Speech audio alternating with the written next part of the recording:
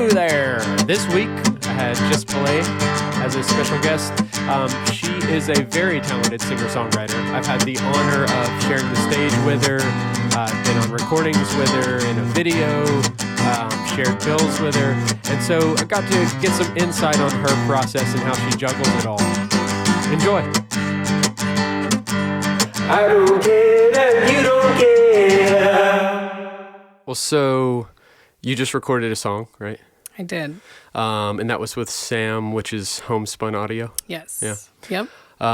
And so tell us about the song. Like what's the title of this song? Start there. Yeah. So the song is called If You're There. I think I've had it for a little over a year now, probably. Okay. And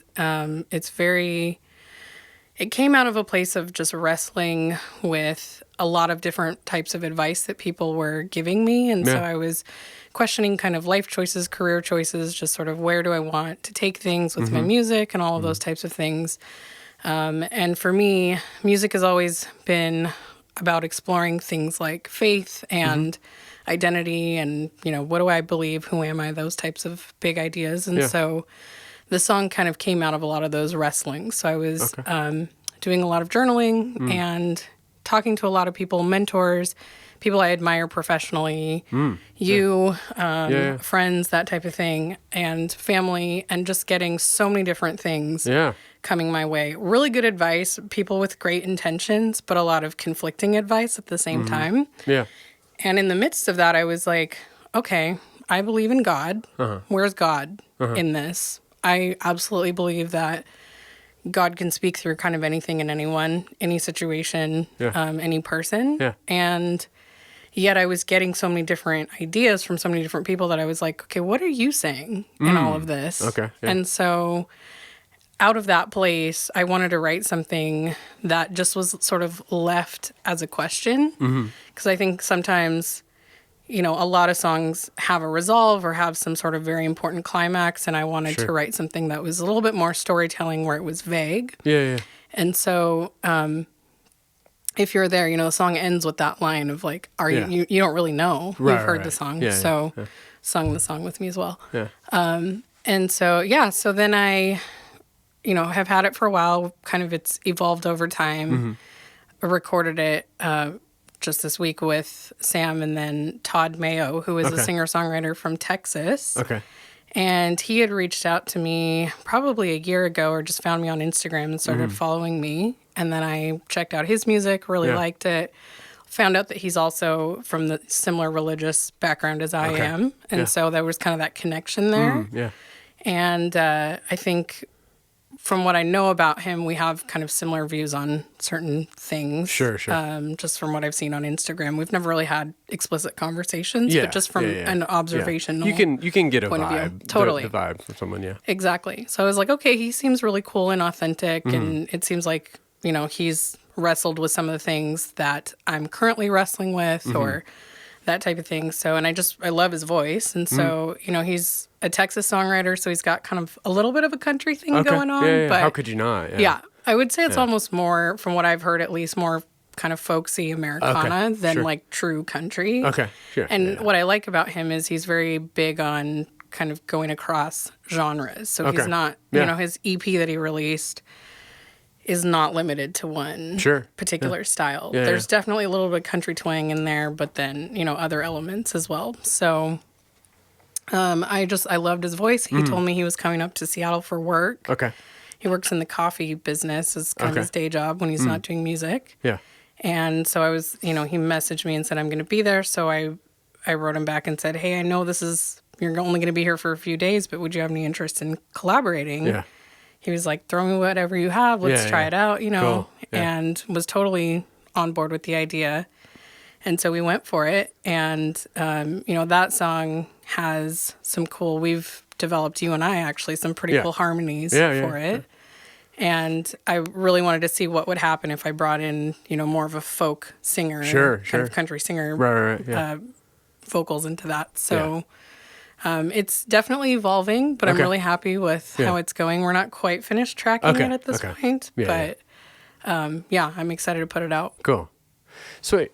It makes me so many. So he's from Austin. Todd Mayo's from. I think he's Fort Worth. Fort Worth. Texas. Oh, Yeah. okay. So my sister was born in Fort Worth. Okay. Because Fort Worth is basically Dallas. Yeah. Like it's like right there. And my family lived in Dallas for a little while. Yeah. I don't want to because now there could be some people from Texas listening. So it's just, I didn't really grow up in Texas, Okay. but I think that I probably would have turned out a little different. Sure. If I was raised there, but who knows? Maybe not. Did you live in Texas at all? Yeah. Okay, Yeah. you So I was, I do remember some of it. I mean, my dad, basically my parents are both from Tennessee, but my dad got offered, I don't know how, but he got offered a job in Dallas and took it. And so we moved, and this is like, I'm probably like 2 or maybe 3. Okay. So I don't think my grandparents were very excited about that. But anyways, try to make this short. But we moved to Dallas, and I remember like a little bit about it. My dad became like a big Texas Ranger and Dallas Cowboy fan, and kind of still is today. So that's kind of how I got into sports a little bit. Okay. Just because my dad was taking me to those games. And then this is gonna get funny because now I'm gonna get into sports. Yeah. Well, I just with remember me, which is super random. Right. Well, I remember basically like the reason we stopped getting into baseball was whenever, I don't know when that was, maybe it must have been in the 90s, like the whole Major League Baseball league like boycotted because they felt like they weren't getting paid enough. And a lot of the fans, that rubbed them the wrong way because they're like, you guys get paid millions of dollars, we get paid thousands, and we pay to watch you. So my dad basically was like, I'm not watching baseball anymore. And I was like, I'm not watching baseball anymore either. Yeah. So that was, and then, I still appreciate the sport, but I think that kind of did it for me. I've never really come to that exact recollection. That recognition until this very moment. All right, there you go. That's why baseball is no longer enlightenment for you. It's like therapy happening right now. Yeah, I know. How do you feel about that? No, I don't. Yeah, I mean, to all the baseball fans out there, like, keep it alive. It's a good sport if you enjoy it. It's known as America's pastime. I don't feel that way, but if you do, you should enjoy it. Yeah, I've never been into baseball. Yeah. Soccer was always a sport in our house growing up. Okay. Yeah, that's a good one. Soccer is a good sport. I mean, soccer is kind of the world sport, right? It totally is. So my parents are immigrants, and so soccer was a much bigger deal in Fiji, where especially my dad growing up played with his siblings, just out in the backfield type thing. Sure. No shoes on, that type of situation. So so that's still a big part of his life. Okay, and so he's still definitely into the soccer sport. today. He Okay, is, cool. Totally. What about, are your brothers into it? They too? do, Okay. yeah. They like it. Mm-hmm. You yourself? I like it. I'm probably, I think in the family, the poser soccer. Sure. I enjoy it. I played it as a kid, that type of thing. Yeah. But I wouldn't say I'm like an active sports fan. So. I actually watched a little bit of a game today. Here's what I kind of contemplated about soccer today. I'm a big basketball fan. Okay. But what I notice in basketball, and even when I watch baseball, is, and maybe this is just because I can be a negative person, I notice mistakes. And so why I notice mistakes mainly is because they get paid a ridiculous amount of money to make huge mistakes. And that kind of bothers me because I'm kind of like, you're supposed to be the best, yet you just scored for the other person's team. Like, that's kind of ridiculous, you know? You know what I'm saying? And like, I'm sure if I would have dedicated my life to sports, maybe I would probably make the same mistake, you know? But anyways, what I'm getting at is when I was watching soccer, I was thinking, this is really such a pristine sport. Like, it's kind of, you do have to be a real incredible athlete. Not that you don't for other sports, but you are like running 100 yards back and forth on a regular basis. Minutes. Yeah, exactly. Yeah. And you also, like, I've seen these guys who can kick. I saw the other day, a kick from the opposite end to the other opposite end in the goal. I've never seen that happen in like football or anything like that. I've never seen anybody in basketball throw it from one end to the other and make it, right? I mean, you see like half court shots or something, but you get, I mean, I don't need to get on a tangent about soccer, but when I saw it today, I was like, it's such an elegant and pristine and, it is kind of elegant. I mean, it can definitely be pretty intense too, but I was just thinking like it makes sense why it's the world's sport, because it's really an incredible sport. And they are like awe-inspiring athletes. They're kind of ridiculous humans that can do these crazy things. But it's also just kind of, I've always thought that now we can get this to music. Okay. So another thing that I've had a conversation with a musician about sports is, how do we get these sports fans, like Seahawks fans, crazy? Like that's one thing I noticed about Seattle immediately is people wearing jerseys on Fridays, like the entire not the entire year, but the entire season, right? Yeah, thank you. And so, how do you get people to be on board with a band or your music like that? Like, why doesn't it happen that way? I mean, like there are probably a small amount of people who are really into like a certain band and maybe have all their music and wear their shirt all the time. Sure. But it definitely is there's two very different things. I mean, people like paint their faces and stuff. Sure. And go to a football game and it's like at an event. When you go to a show, sometimes it can kind of just be like, oh, this is an hour of my day. I'm just going to this show and then I'm going home and going to work tomorrow. Yeah, I mean, I think for like the huge acts, they probably do. Sure. And so, so these big artists like the Beatles, you read these stories I remember hearing at one point about they would just walk by on the way to a show, or they're walking past a crowd of fans. Yeah. And these women just start fainting because they're just near them or look in their direction. So I think, like I said, for these big artists, there's that intensity is there for the fans. Yeah. I would imagine it's the same for, Justin Bieber fans or Taylor Swift, maybe some of these artists like that. I definitely have not seen that personally with like local artists or some of the independent artists that I know. Sure. But at the same time, I think there is a loyalty that I've seen. Yeah, so my favorite songwriter is Rachael Yamagata. We've talked about her several times. Yep. And I've been going to shows for over a decade now. Okay. Pretty much every time she's in town. In fact, I just bought tickets for her next show in Seattle in September. Where is that? I think it's at Columbia City Theater. Oh, yeah. Mm-hmm. No, I saw that and I was thinking, wow, I've played there. Yeah. That kind of shocked me, but she'll sell it out, no question. I mean, I definitely did not sell it out. Sure. Someday, hopefully. Sure. No, honestly, I haven't, because that Columbia City is Columbia City Theater has recreated itself several times since I've lived here. Okay. One of the times was when I actually got asked to play there, and they treated my band at the time so kindly. Like they had us up into this green room, which is like up at the top, and they gave us food. They ordered us food. I was just like, what is going on here? And then, I mean, it wasn't a big turnout, but I think they were just kind of trying to get back into the local scene kind of thing it's what it seemed like was happening. Just being overly generous and supporting local music. But since then, I mean, I've seen stuff like actually Wilco played there. They did like a KEXP thing and played there. And so obviously Rachael Yamagata playing there is a big deal. It's a beautiful. Have you seen a show there? I've seen her there. I mean, it's a beautiful stage. Yeah, it is. It is a beautiful theater, and it sounds fantastic in there. I mean, it's literally a theater. Supposedly Jimi Hendrix played there. Okay, cool. I think it's probable. I mean, I'm not gonna Google it right now and check, but I'm almost certain he did. I'm sure that's I think true. That's part of the it's been around for a long time. Part of the way they can kind of sell it. It would sell me on it.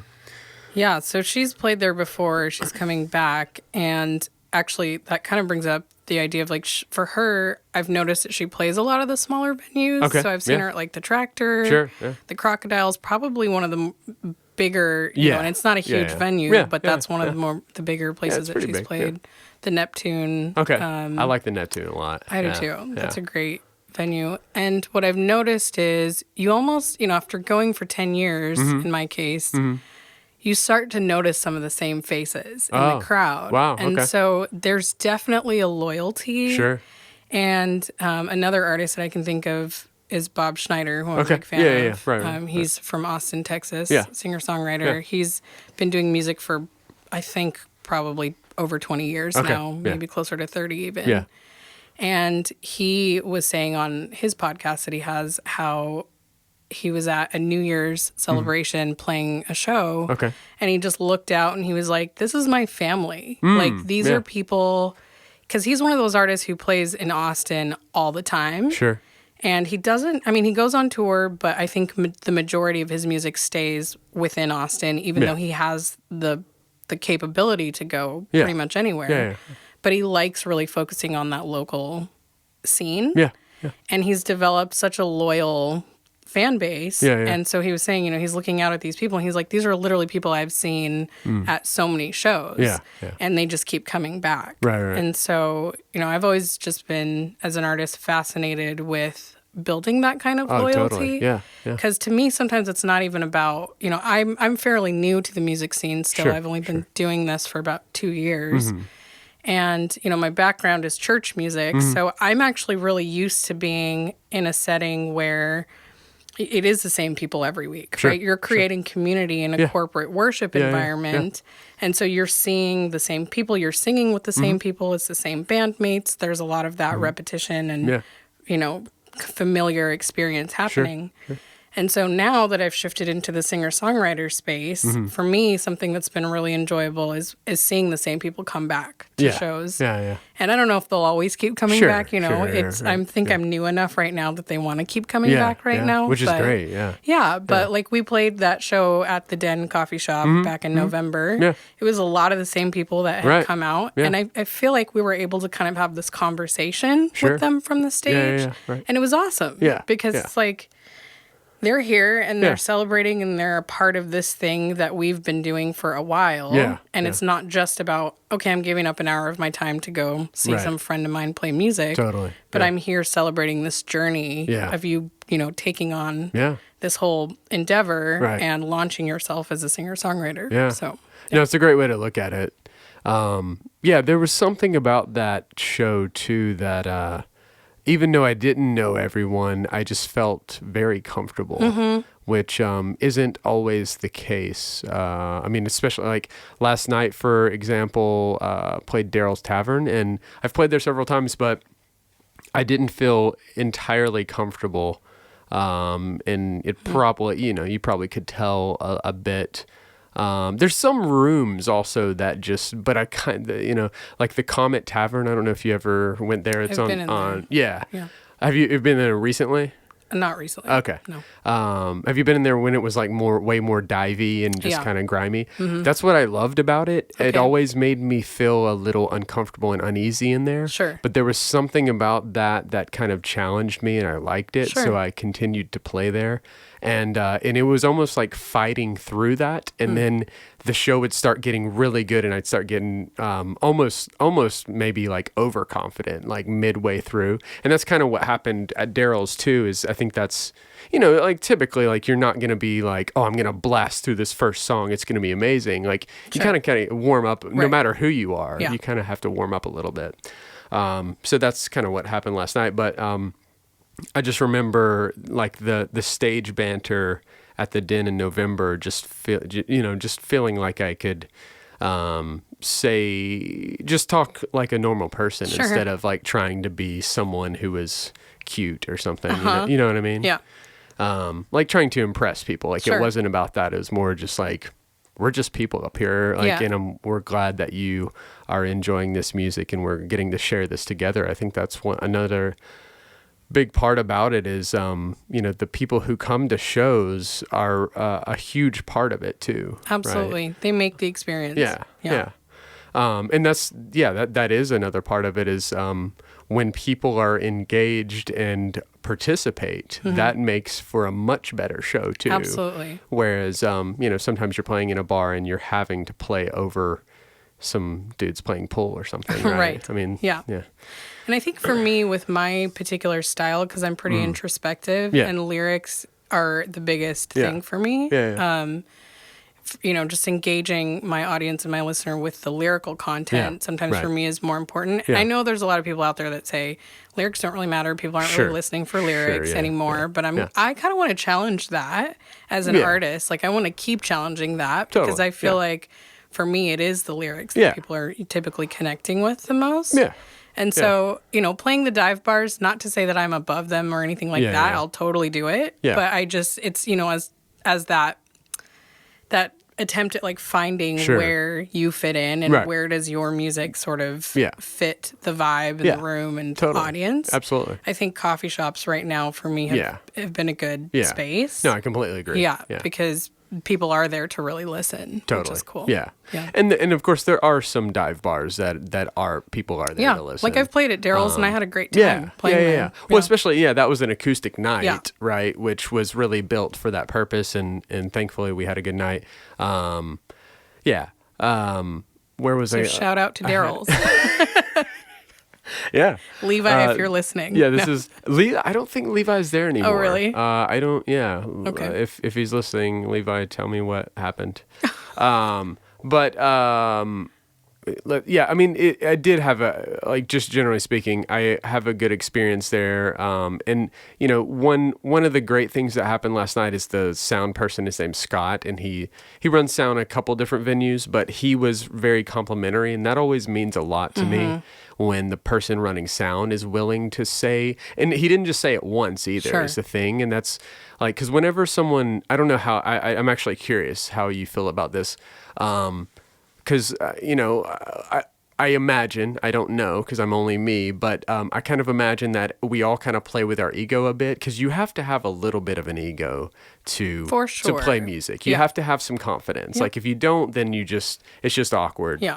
And so what I'm getting at is that when someone, right after a show, I'm kind of in this weird space for a little while where I beat myself up a little bit and kind of like, I wish it could have been better, or maybe maybe the last song I'm on cloud 9 or something. I'm kind of like one or the other. There's actually a show I played with you where I like really beat myself up and I had to go for a walk because I was just like, I felt like it was an awful show for me. I don't think it actually was, but to me, I was just like, what the hell was wrong with me? But, and that, that's happened a number of times. But what I'm getting at is I'm in this place. And so when someone immediately comes up to me and says like, great show, man, or whatever, right. I almost always am like, I take it. I'm like, thank you. I'm very appreciative. But in my mind, internally, I'm like, that's bullshit. Sure. Well, I think that's imposter syndrome. Okay. And I think every artist I've ever talked to, not just in music, but any type of art form, that's such a common thing. Okay. Yeah. I mean, I feel that way sometimes even in like my day job, where I'm just like, and it's a weird thing for me to sometimes. I've been in the same industry for like 8 years. Okay. Yeah. And I still don't feel like it's really me when I introduce myself by my job title. Oh, wow, yeah. And it's like, I'll do it. And I've had promotions. There's been some pretty successful things that have happened in my career. Yeah. But to me, it's like, is this really my career? Like, when is my career going to start? I often kind of find myself asking myself that question, because that integration of like self and identity and those bigger ideas that I mentioned earlier don't always fit into that day job space. Okay. And so for me, it's like, I have actually found that I feel like more of an imposter in that space sometimes than I do as a singer-songwriter. Okay, yeah. And I think the same thing was true when I was doing music in a ministry, religious context, where I spent most of my life identifying as, a worship leader, and that whole identity. Yeah. And then I actually had kind of this existential crisis in college when I decided... I was like, do I want to keep doing music? Because the only thing I really knew with music at that point was within that particular context. Yeah. And I actually had a conversation with my grandma about it. And I was like really questioning my faith and kind of like, what does any of this mean? Why am I doing any of these things? Should I even continue with all of this? Yeah. And she was like, no matter what, Your identity is not ever going to be in just the things that you do. Right. It's in who you are. Yeah. It's in the things that ground you. It's in your faith, essentially. Yep. And if that is working, then no matter what you choose to do, you're gonna excel at it and you're gonna be great at it because it's gonna be coming from a place of authenticity. And so I ended up actually quitting music for a few years after that and really exploring, like, who am I just as a person? And what do I believe? Where do I stand on things? How am I changing? How am I evolving as a human being? Just all of these types of ideas. And it was actually during that time, within those next few years, that I fell into higher education and doing that as my, day job. Right. And then eventually coming back to music when I was like, now I'm ready to explore these themes. I still don't have all these answers, but I want to use music to explore them. Yeah. Which is great. So, and that's when I reached out to you, or you might have reached out to me. Can't quite remember, but we connected and decided to do the whole guitar lesson thing, and it's been a great journey ever since. Yeah, good. So, no, oh no. I lost. So just to backtrack a little bit, did I get this right? Identity is not what you do. Okay. Tim said something similar of that. He said something along the lines of, like, happiness is not things. Yeah. And what he was talking about is, like, we have this want and need to have the newest. Like, I'm definitely guilty of it. I've wanted a Fender Telecaster for a long time. Sure. I still haven't gotten one, but I, like, have this belief that that's going to give me the sound I want. Sure. And yes, it will for an amount of time, but then after I, like, have that honeymoon period with that guitar, then I'll want something else ridiculous. Totally. Like, I want, like, a 1965 SG or something, which will be $3,000, and I don't need. It won't, you know what I mean? So that I thought was a really strong statement, as well as this one: identity is not what you do. So if identity is not what you do, then what do you think your grandmother was? Because I think I can decipher, or I can kind of read in between the lines there a bit, but I would like to explore that a little bit more. So what do you think she was saying by it? If it's not what you do, then maybe what is it? Yeah, so I think in that case, when she said those words to me, she was saying, like, don't just look at yourself as only a musician. Sure, okay. And get so wrapped up in this thing that you've spent pretty much your whole life. Yeah, I started playing music when I was like 6 years old. Okay, yeah. And, was on a track to get a music degree, all these types of things. Gotcha, This was my whole life. Yeah, I had literally built my identity around it. Okay, yeah. So when I got to a place of, maybe I don't want to do this anymore. Yeah. And questioning whether it was the right thing for me at that time. Sure. And, I was like 3 years into college at that point and just wondering, like, what is my career going to look like? If music is not the thing I end up doing, then what do I do and who am I in that process? Yeah. And so I think for, her encouragement to me was, don't let this one thing that you've kind of put all of your thoughts and energy and everything into be the only thing that defines who you are. Gotcha. Think about having impact, whatever that looks like in whatever context. Think about, if everything was taken away from us, our toys and our musical instruments and all of these things that we cherish so much, especially as musicians, I think. Yeah. And they're great things. I mean, I love my Korg keyboard and my guitars and all of that, but wouldn't want to lose them for anything. But it's like, if they're gone, am I still going to feel secure in just who I am as a person? Okay, yeah. And in the relationships that I have with, friends and family and with God and just all of those ideas. Right. That's, I think, what she was getting at. That was really, really pivotal for me. Because I had to stop and really think about that. Yeah. So then I think when I did come back to music, there was this freshness to it because it was like, okay, now I know who I am. Right. And I know that I'm going to continue changing. Yeah. And who I am right now doesn't necessarily mean it's going to be who I'm going to be in 10 years from now or whatnot. Right. And, but this can fit into my life, and it's not the only thing that I am like throwing everything into like I did at one point. Yeah, totally. So, yeah. Yeah, well, thank you for that. Because I mean, like I said, I can read between the lines, but I think it was helpful to kind of get a little more of a clear idea of what she meant, which I do think is a really introspective and important, positive way to look at it outside. It made me think of a couple of things. One thing that I'd like to do, it's just expensive, but have you ever done one of those isolation tanks? I haven't done it, but I've always wanted to try it. Have we talked about this before? I think we might have, yeah. So the thing that it made me think of immediately is the thing I like about that. For one, is it's a short amount of time because I'm a little bit claustrophobic, just maybe a little bit. But anyways, you go in this tank. It has Epsom salt in it. The water is 96 degrees or around that. It's supposed to be around your body temperature. It might be like 96 to 99, right?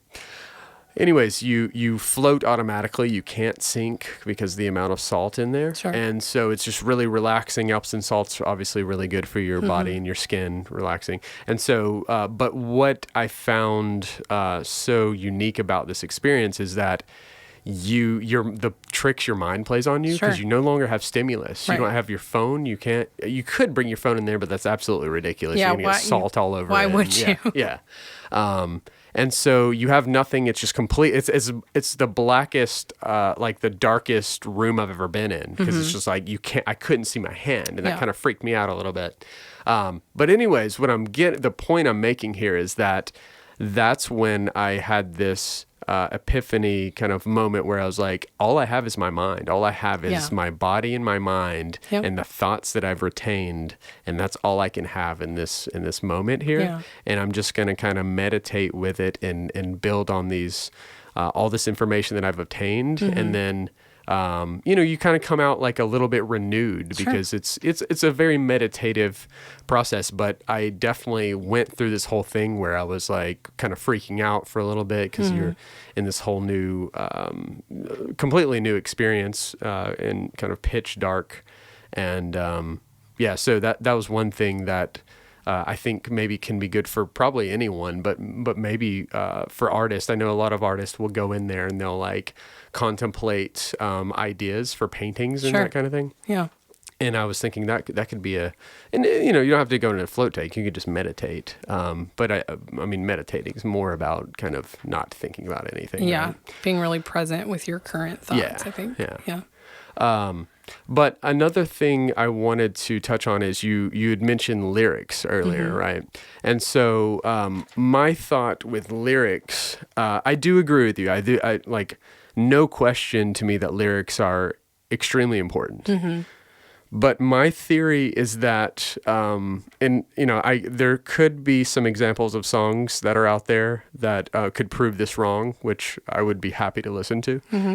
I don't know of them, but basically I don't believe that there is a good song with music that could convince me. Like the music has to be good first is what I'm getting at. Like Bob Dylan, I think is the best example of that because he's not a great singer. Like, I don't think there's different schools of thought on this. Like, some people love his voice. You probably just pissed off a bunch and that's fine. That's fine. Well, that's what I'm getting at. And that's totally fine.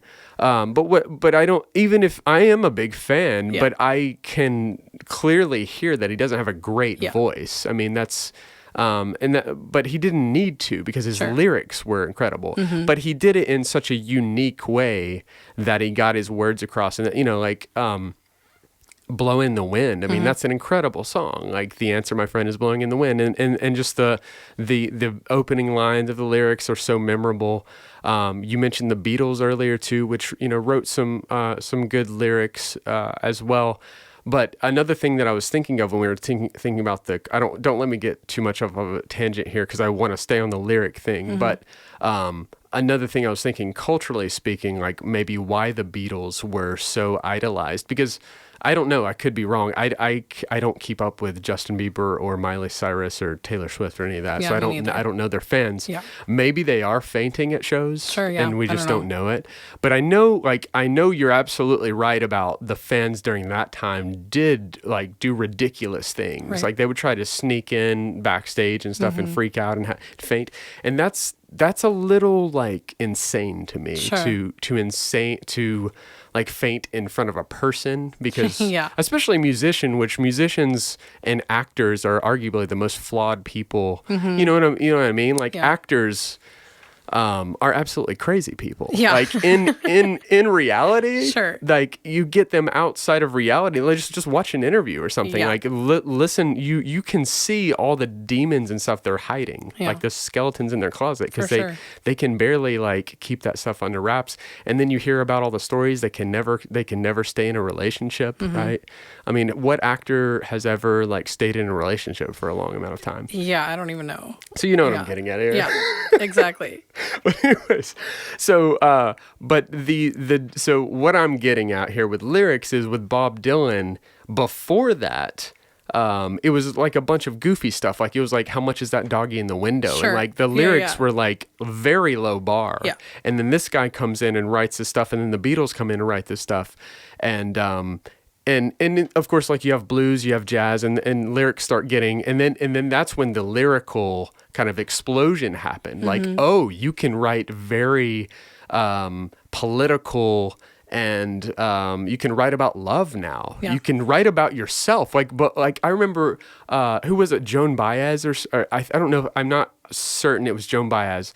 But it was someone during that folk movement of the 60s that wrote from first person's perspective, like, I am da da da da da, and like people freaked out, like, oh, no one's ever done this before, you know. And it was like they some of the press like considered it too, egotistical kind of thing, because you're writing about yourself like you're great or something, Right. and then look at today and look at like modern rap today, where it's all about the self all the time. Like, I've got all this money. Yeah. And of course, like, not just that genre. Pop can do that too. There's definitely pop song, like, Taylor Swift. Any genre. Yeah, really. Taylor Swift definitely has songs that are all about how great she is, right? So, and probably Justin Bieber. I couldn't tell you anything of his songs. But, but yeah, I guess what I'm getting at is it seems like maybe that time it was just...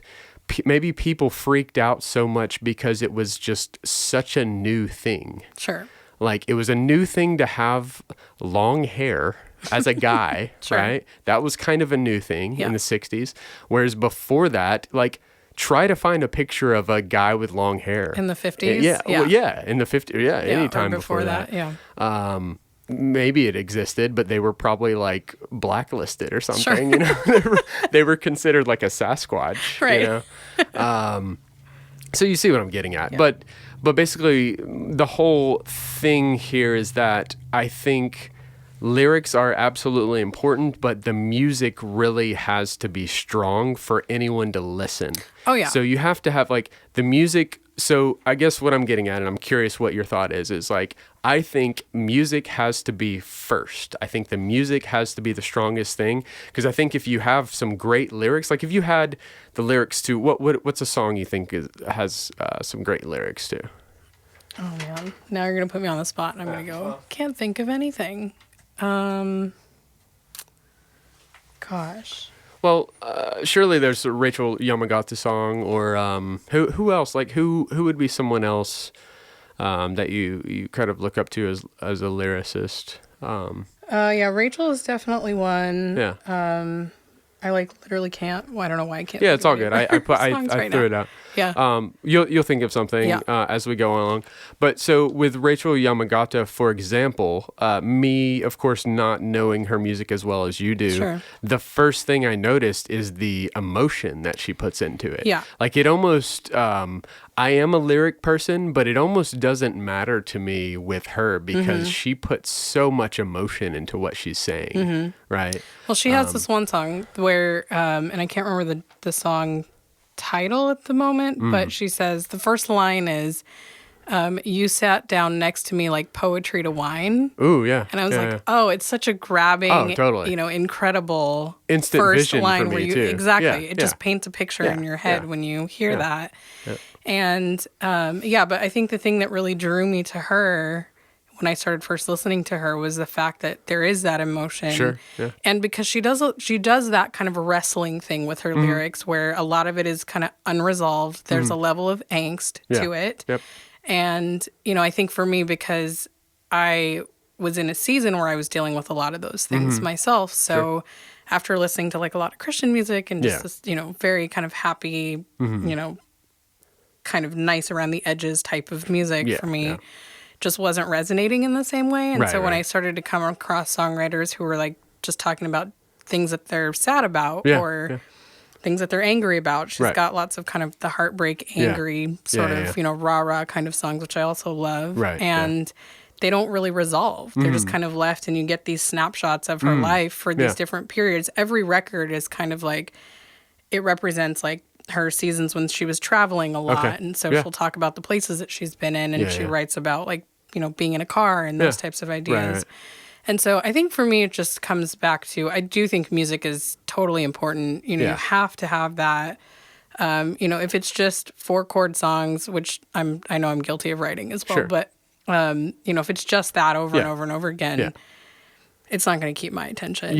And so, you know, but I also think Alan Stone is another great lyricist, you know, where he's, you know, has actually a pretty similar background to mine, where he came out of kind of the church music scene and then moved into more mainstream type music. And, you know, it's really different. And he has songs where he's just straight up talking about, what do I think God is? What is God? What is the concept? Who is he? Is he real? You know, those types of ideas. And yet it's this very soulful, you know, these beautiful chords that he's using in his music. And so the music grabs me. I think he's an example of an artist where I was like, I like the groove and I like the feel of his music. And then I kind of listened a little harder and went, okay, you've got some pretty rad lyrics in there as well. So it definitely, they have to marry together. I 100% agree. Okay, cool. I don't think at all that, you know, if you don't have one, that you can kind of just have one and not the other, except maybe in like instrumental. But I also, you know, I mean, there's another example of like, sometimes you don't need lyrics. I mean, we've talked a lot about my favorite composer, which is Chopin. And, you know, he has some of his greatest pieces, I think, came out of some of his darkest seasons in life. Totally. And they're beautiful. They're so haunting. And it's got these, you know, beautiful minor progressions and very kind of dissonant type of melodies. And you just kind of sit there and you're just in awe because it's beautiful. No, I completely agree. I could talk about him for a while. I need to reread. I have this biography book, and it's biographies of all the kind of great classical composers. So he's in there, Beethoven, Bach, Mozart, probably Haydn, and so on. But and correct me if I'm wrong, but I'm pretty sure what I remember about him is because you were mentioning like he had these tortured periods. Didn't he write music to basically get fed? I mean, I'm pretty sure he was at a pretty low point at some point in his career where he was writing music to get a meal. I think so. Yeah. And definitely teaching music as well. Sure. You know, so it was truly to put food on the table for him. Which, you know, like I say it's a low point just because he was at a higher point at one point. You know, like because usually during that time, the way to make a living is you wrote music for a prince or someone of nobility, right? Sure. And so you would get, and you know, Bach's story is even worse because he couldn't even get a job for a prince. Like he had a job for a prince for a short time, and the prince didn't like it, and basically kind of blacklisted him or whatever, blackballed him, whatever kind of phrase you would use for that. And the only job he could get was writing for a church, and the church would barely pay him anything. Sure. And supposedly that's when he wrote all those like major preludes and stuff, like Prelude in G and that kind of stuff. Do do do do do do, you know, that kind of stuff. But anyways, all that to say, I mean, that whole thing is so interesting. I mean, even writers like it makes me think of Edgar Allan Poe as well, who I think is a fantastic writer, very dark, similar, you know, all the Chopin, there's no words, of course, but very dark, but you could score his books with Chopin. Well, I've stolen some ideas from Poe for sure.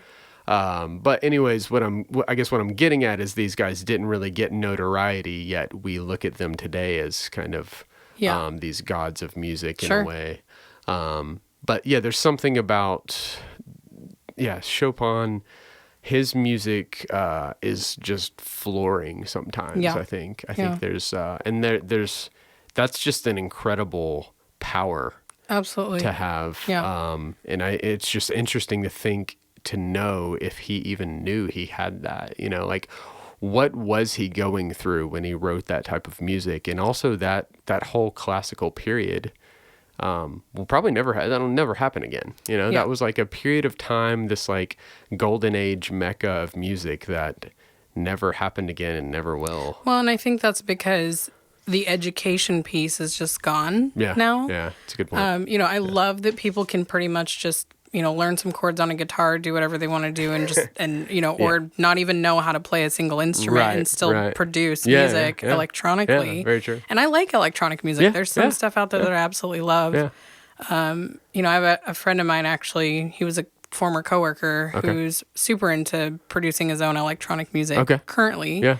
But he has a music degree. Okay. So when he's approaching it, the thing that really sets his music apart from me is the fact that he's not just relying on the technology. He's actually relying on the music education. Right. He understands theory. Yeah. He has these really good, concepts behind what he's doing. Yeah.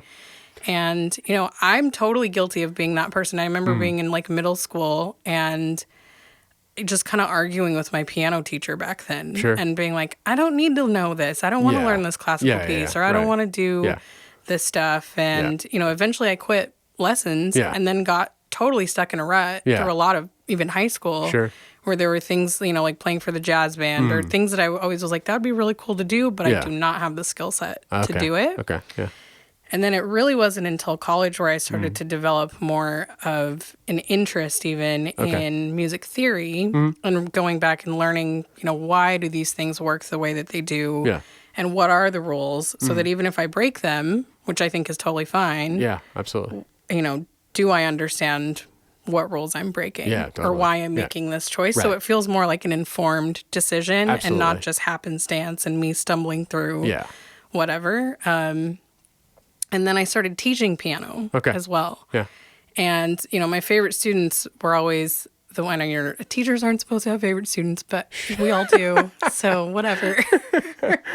But yeah, my favorite students were always the ones who had that curiosity. Okay. Yeah. And, recognized that, playing scales sucks. I don't really want to sit here with a metronome and do this over and over again.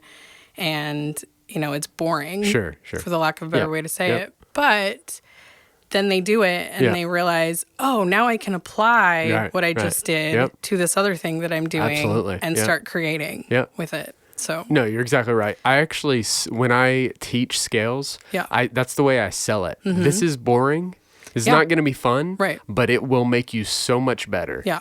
And that's for some reason it's actually worked. Mm-hmm. Like, because I could be a little apprehensive about like trying to sell something and say this is boring, especially to a teenager or elementary student. Yeah. They don't want to do anything boring. No one does really. But you say it to an adult, they're going to read between the lines. But but anyways, that's worked for the most part because all my students, I have them at least at one point. Maybe if it's just 5 minutes out of the day, I have them play scales. Yeah. And usually what happens is they start just doing it and I don't have to remind them anymore. They'll be like, can I play scales now? And I'm like, yeah. You're like, wait, what did you actually, just say? Yeah, I kind of do that. And I'm kind of like, I actually don't know that you needed to, but do it. Like, I mean, you always need that skill, but you know what I'm saying? Like that you get to a level where I'm not ever going to say you don't need to do it because I could practice scales all the time and be better. You can always keep challenging yourself. It's just one of those foundational things that you can keep coming back to. Sometimes for me even, it's like if I'm really stuck and I don't feel creatively inspired, the best thing I can do is sit down and just go through those monotonous activities and exercises or just sight read something. Yeah. And I'm not an excellent sight reader by any means, but just getting myself to do something that's so structured like that, it's like all of a sudden once I'm done doing that for 10 or 20 minutes, it's like, ooh, now I have this idea. Yeah. And so, and we've done a lot of that in like guitar lessons, which has been hugely helpful to me. In fact, I don't know if I've ever told you this, but I might have. you're the first guitar teacher who's actually helped me like stick with the instrument. Oh, cool. And I think it's because we've created this balance between kind of the structure, but then also the freedom and the creativity to write, which has been really cool. For me. Awesome. So, thank you. You hear that, kids? Yeah, well, that, you know, that's one thing that one like small skill that I feel like I definitely haven't mastered it, but I've definitely learned is that's why I don't believe in the in ruts or what's the phrase of like when you writer's block. Yeah, writer's block. Mm-hmm. Like I don't believe in writer's block, at least not for myself. Sure. Like I'm not going to say it's not a real thing. But for me, I refuse to believe it's a thing that can happen to me. And the reason why is just because I keep the ideas flowing all the time. And especially now when I had the podcast with Dave Bloomfield, Starhead Boy, and he said, write down 10 ideas a day. And I've been writing down one a day. I'm going to compile 365 ideas by the end of the year, and it's going to be overwhelming. Sure. But I won't run out, right? If I keep doing that. But there's that. Another thing is, just like you said, just to reiterate, if I'm ever in a kind of a rut where I don't feel, you know, I'm always coming up with ideas, they just may not be the best, right? They may just be a 4-chord thing, right? Which, like you mentioned before, can be boring when you're using that all the time.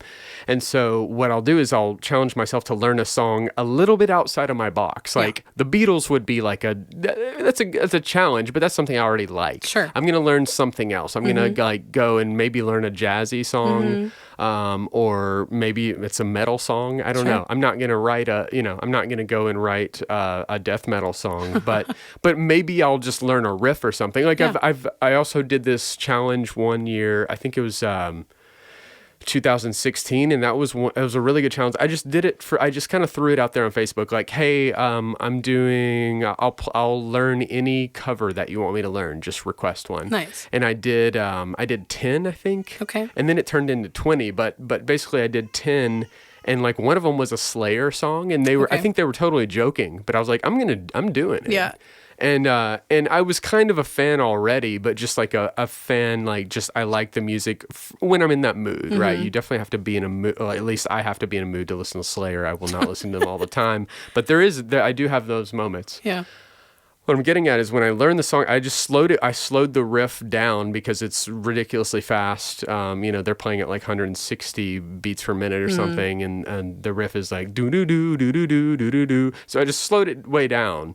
And then the lyrics are very dark too, but I slowed it all down and kind of made it my own. And not only did the guy like it, but it was like one of the songs it got more plays than anything else. Nice. Because Slayer fans were like, I'm interested in that. I want to hear how this like strange whatever folky guy or something is doing this version. So that was a fun challenge. Another one was Joy Division. So I did that too, and that was a lot of fun. And there's a number of them, but yeah, I learned a lot just about songwriting from doing that, like all these different perspectives. Yeah, and you're diving into structures that are so outside of your normal, process sometimes, I think. Yeah. I also think, we talked a little bit about ego earlier. Yeah.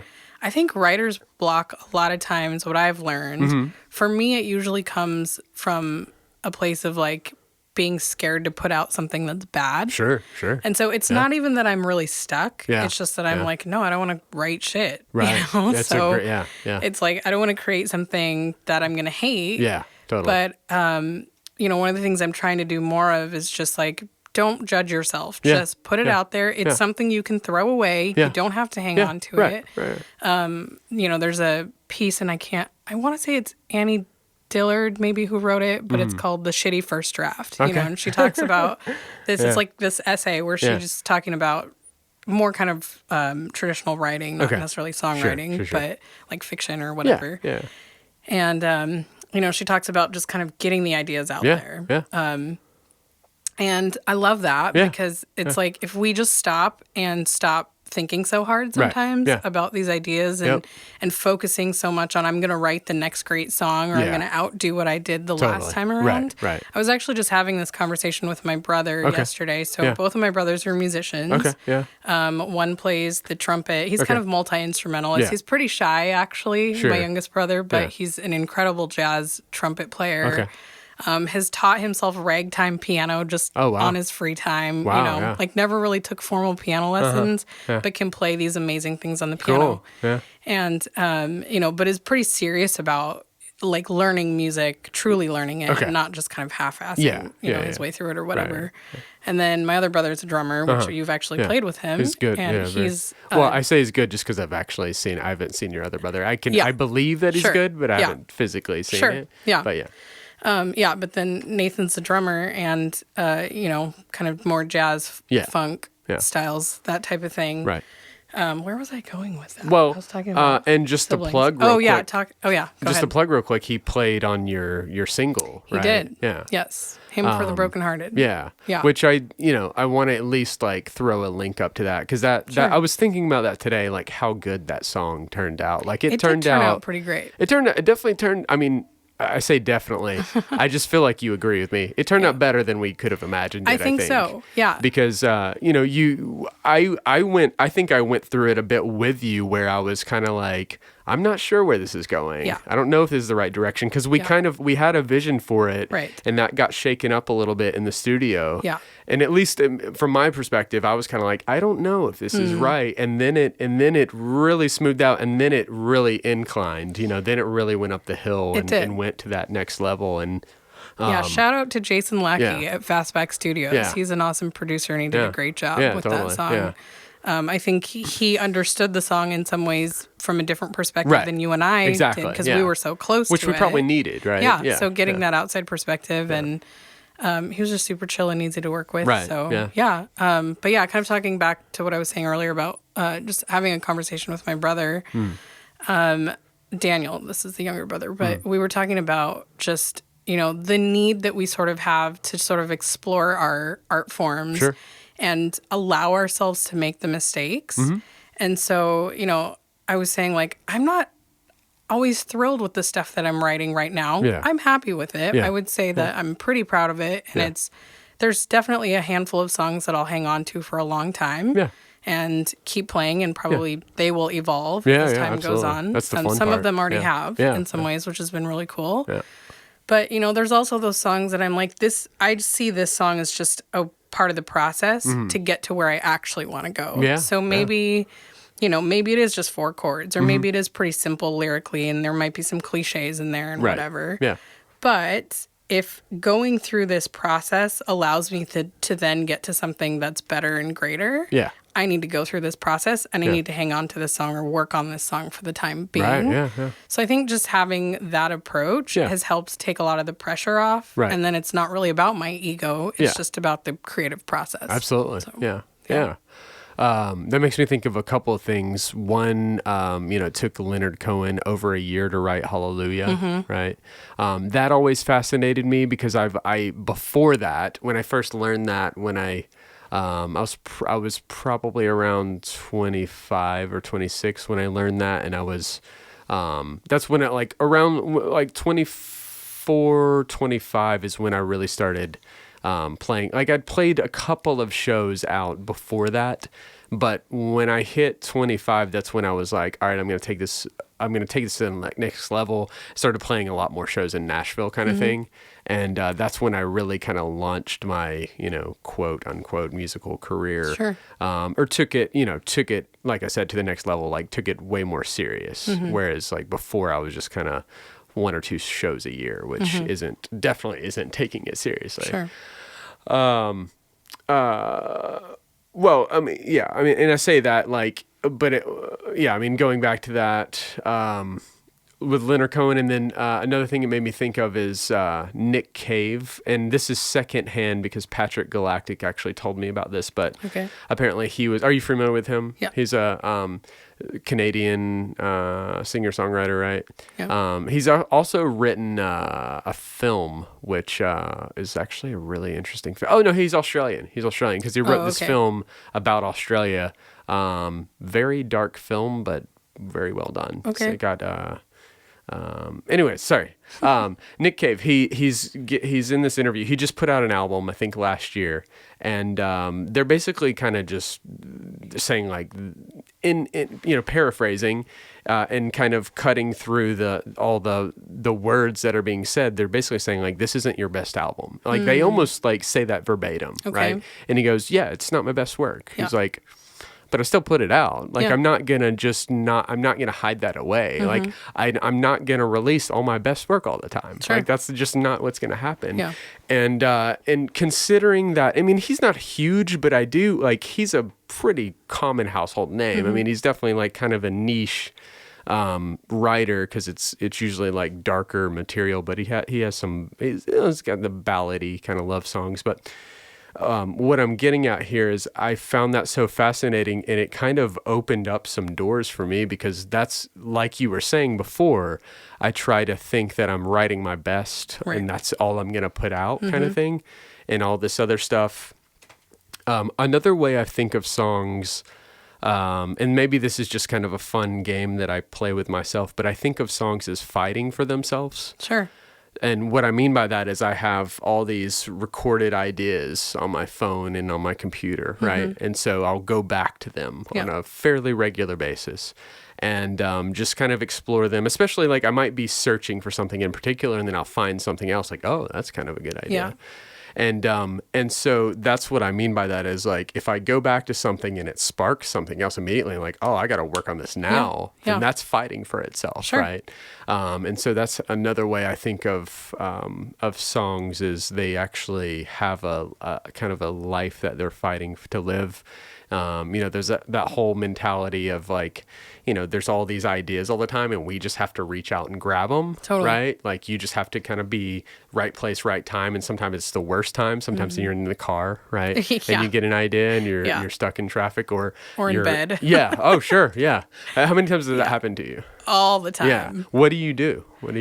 So I haven't figured out a good system for that. If it's a lyrical idea, I grab my phone, pull up the notes app, write it down. Okay, but with, if it's a melody idea or something, like I have to figure that out because I live with other people. Sure, and so it's like, I can't be, making a whole bunch of noise after 10 p.m. or whatnot. Right. So, I still need to figure that out. I'm in the same boat because the other night, sometimes the one thing that has happened to me though, so I'm in the same boat just because I'd have to come in here, right, to do it, and I have to be pretty quiet. Yeah. Like I can be, I clearly can't do it in the bedroom with a baby and my wife, but and I've gotten reprimanded pretty hard.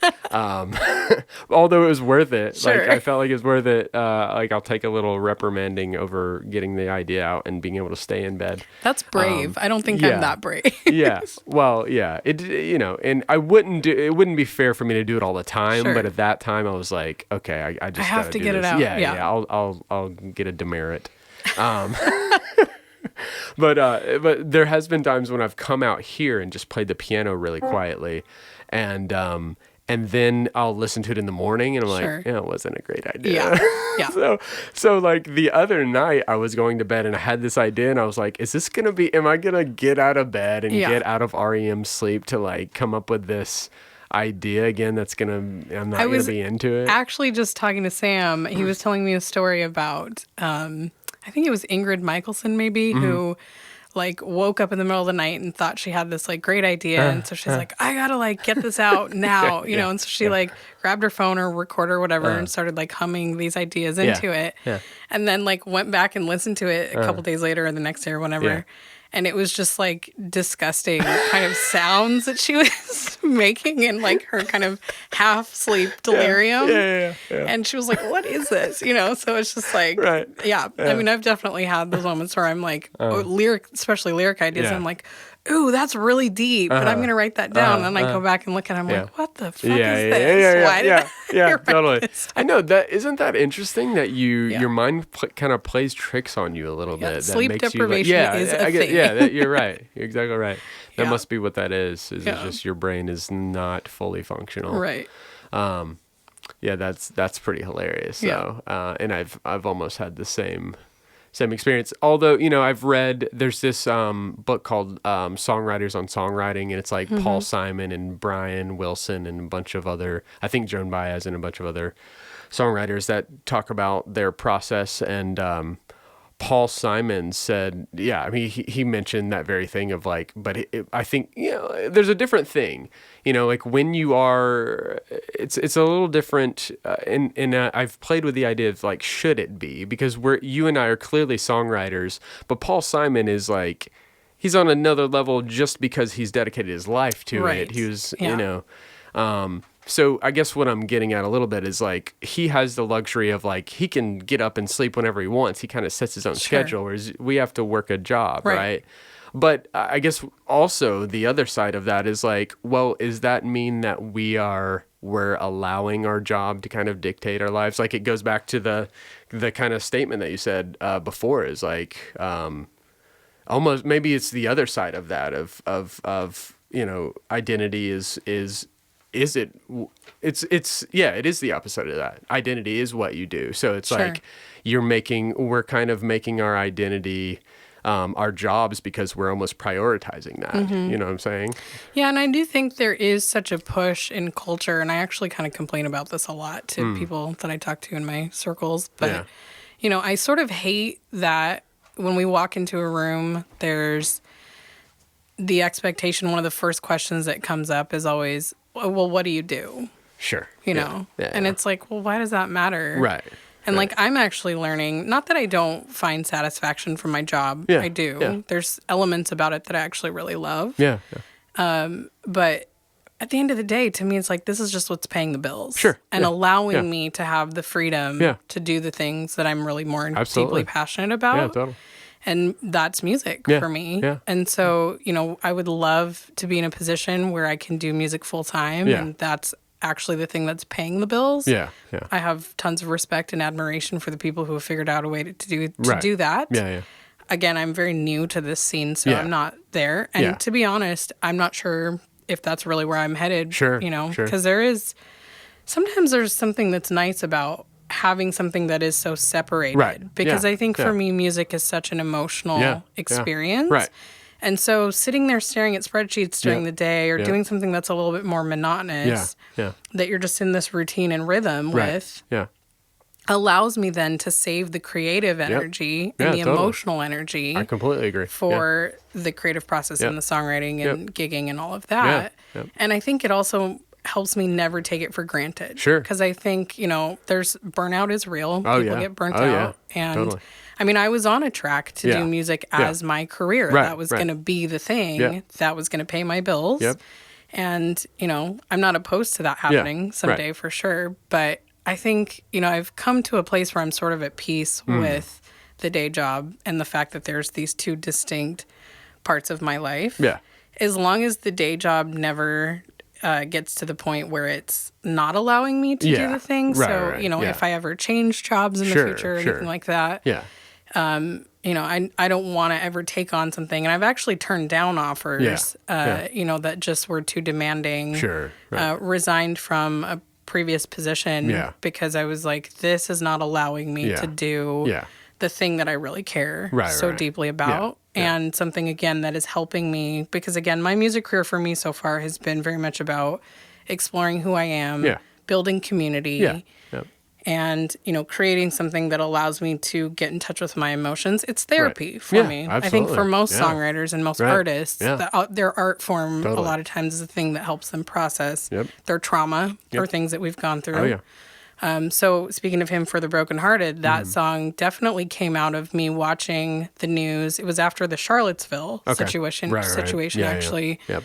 And as a person of color, feeling incredibly unsafe in my own country. Yep. And going, okay, yeah, that's happening over there, but like, who's to say it can't happen right here? Exactly. Seattle's not that kind of a city. Thankfully. Yes. I'm really grateful that Seattle's too. Incredibly immigrant friendly. Right. Yeah. And, you know, we're a sanctuary city and all of that. Yeah. You know, but I have seen racism, prejudice, all these things, you know, both on a personal level where I've experienced it. Yeah.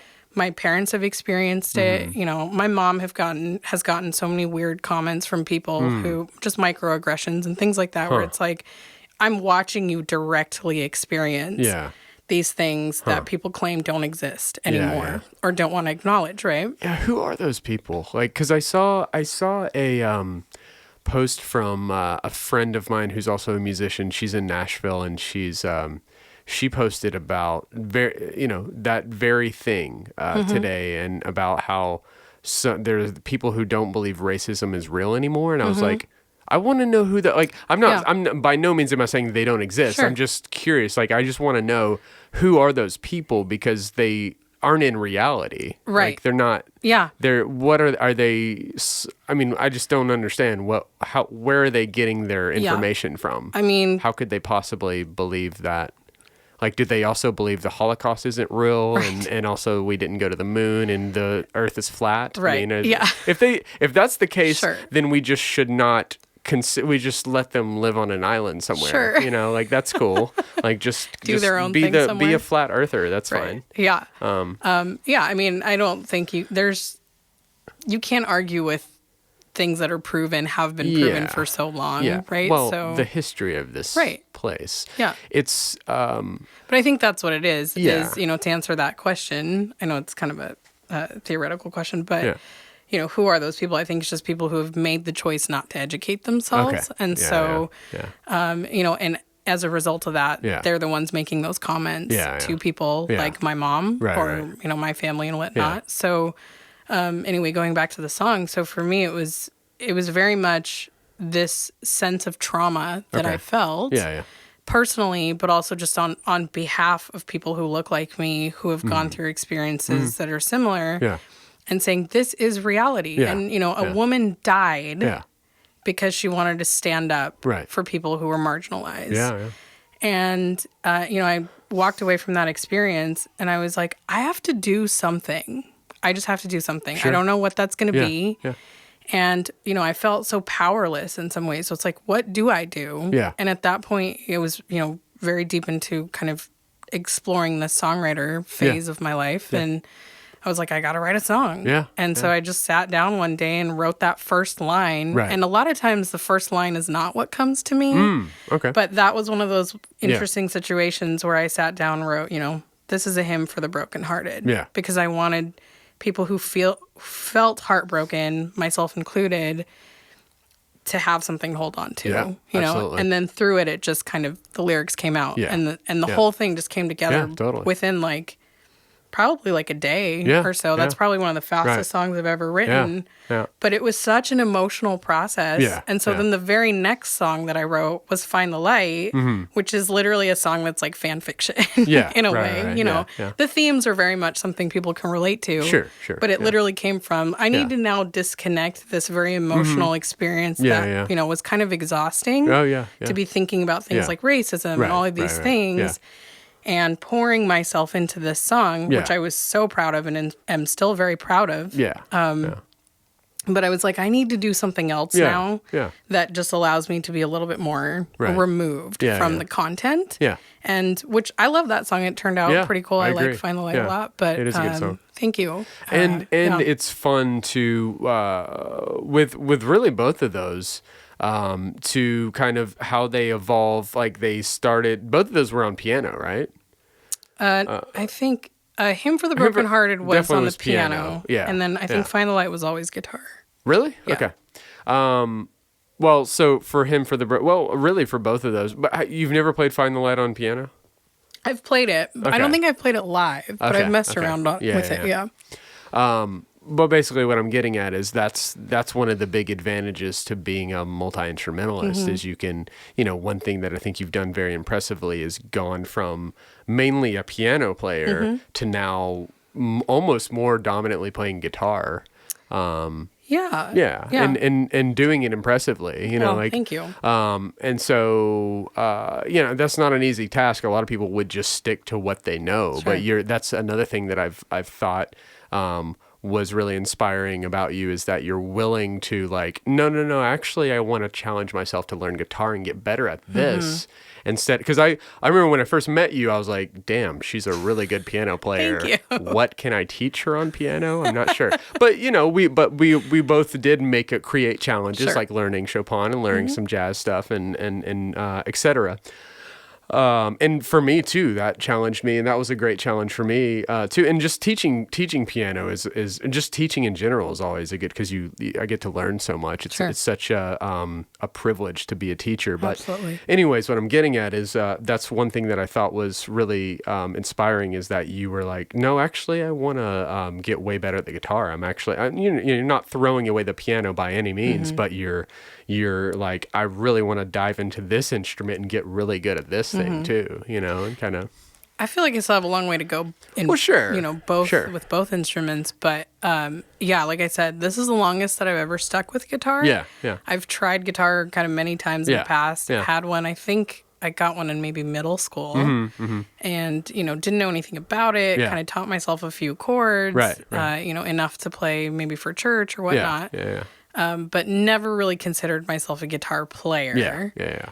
And always focused more on piano. Piano was the thing that I studied in college and, all of that. Yeah. So, and then taught piano, like I said. So I've always identified more as a piano player, I think. But I think these last couple of years, I've just really took it upon myself to try to get good at guitar and to keep going, wherever I can with that. Yeah.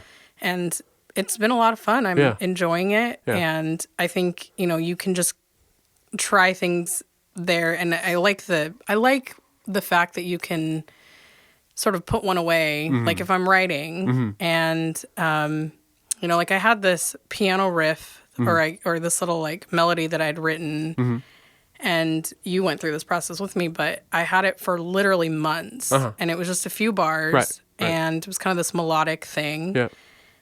I'm like, what do I do with this? Yeah. I don't know what song to put it in. I don't know how to use this. And then you actually challenged me and said, try using that progression at least on guitar. Yeah. Just see what happens. Yeah. You don't have to, do exactly what you did on the piano, but just pick up the guitar, try those same chords, see what happens. Right. I ended up with two very different songs. Yeah. One that is definitely a piano ballad. And one that kind of has the versatility to be both now piano or guitar. Right. Yeah. And we just finished tracking the guitar, demo for that recently. Right. And I love just how that evolution has taken place for both of those songs. Yeah. And that really came from being able to say, okay, I'm going to step away from the instrument that I've always been most comfortable with and get out of my comfort zone and do something with the guitar, which I still don't think I'm an excellent guitar player. I still feel like I have a lot to learn to really become a great guitar player. Yeah. But I'm beginning to identify more as a guitar player now, and it's been really fun. Yeah. Well, I think it's important to continue to challenge yourself. I mean, I feel that way too. Like I definitely have a lot of room for improvement, and I try to challenge myself to learn songs, like I mentioned before, kind of outside of my box or stuff that I wouldn't normally play. Just weird, well, and sometimes students will throw stuff out. Like I have one student who,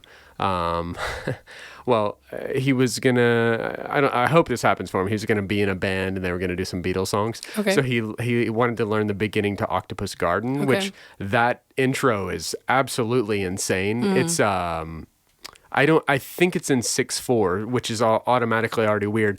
But the intro is like and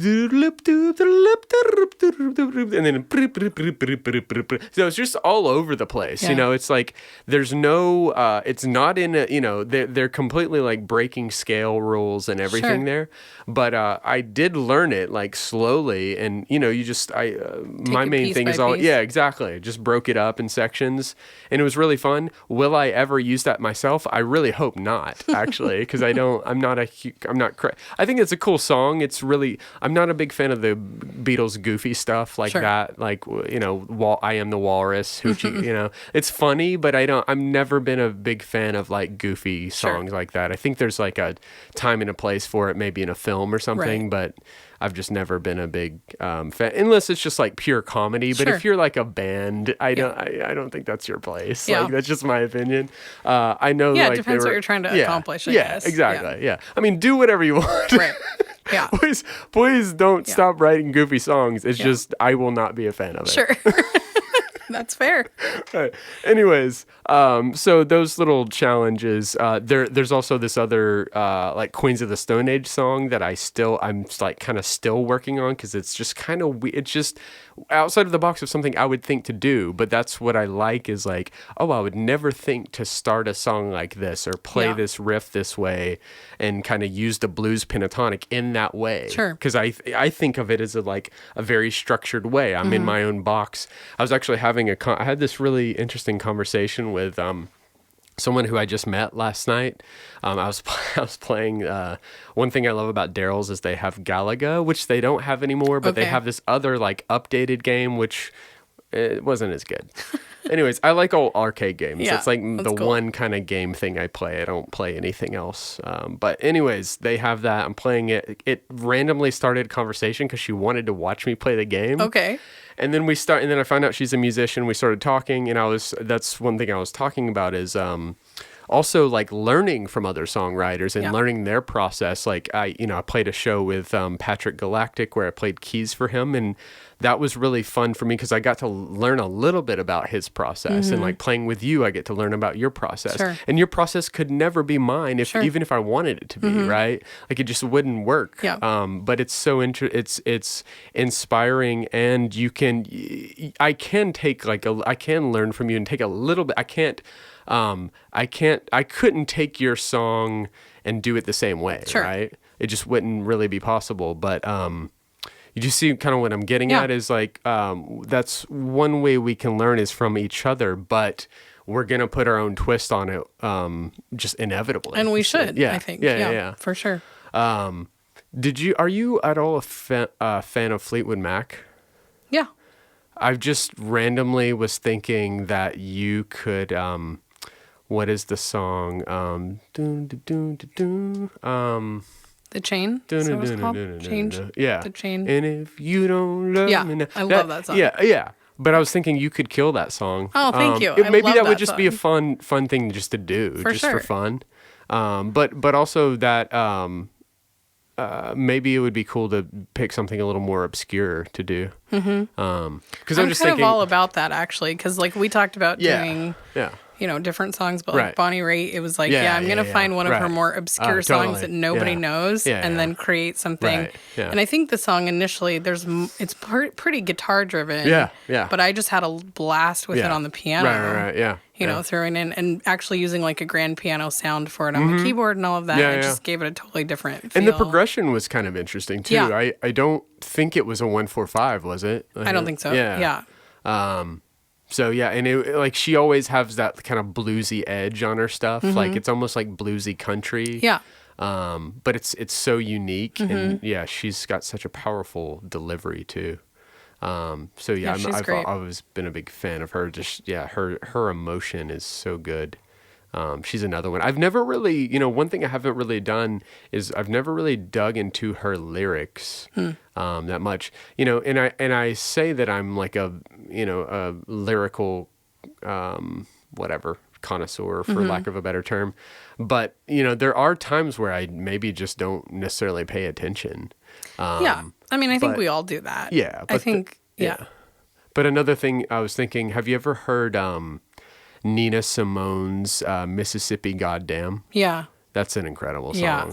That's one of the ones where that really opened my eyes to like how powerful lyrics can be, because she was specifically talking about that state and how they were treating people. Right. And I was just like, that is incredible. And I'm so glad she wrote it. And I wish more people could hear it. Yeah.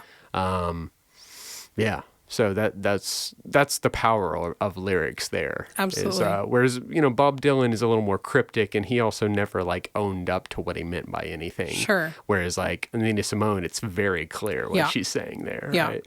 And I can appreciate that a little bit more. Sure. I definitely like rhetorical writing. I think it's cool. I used to that's mainly what I did, was just rhetorical writing. Mm-hmm. But the older I get and the more I'm evolving, I think I'm more into telling a story now, and I think that's the importance.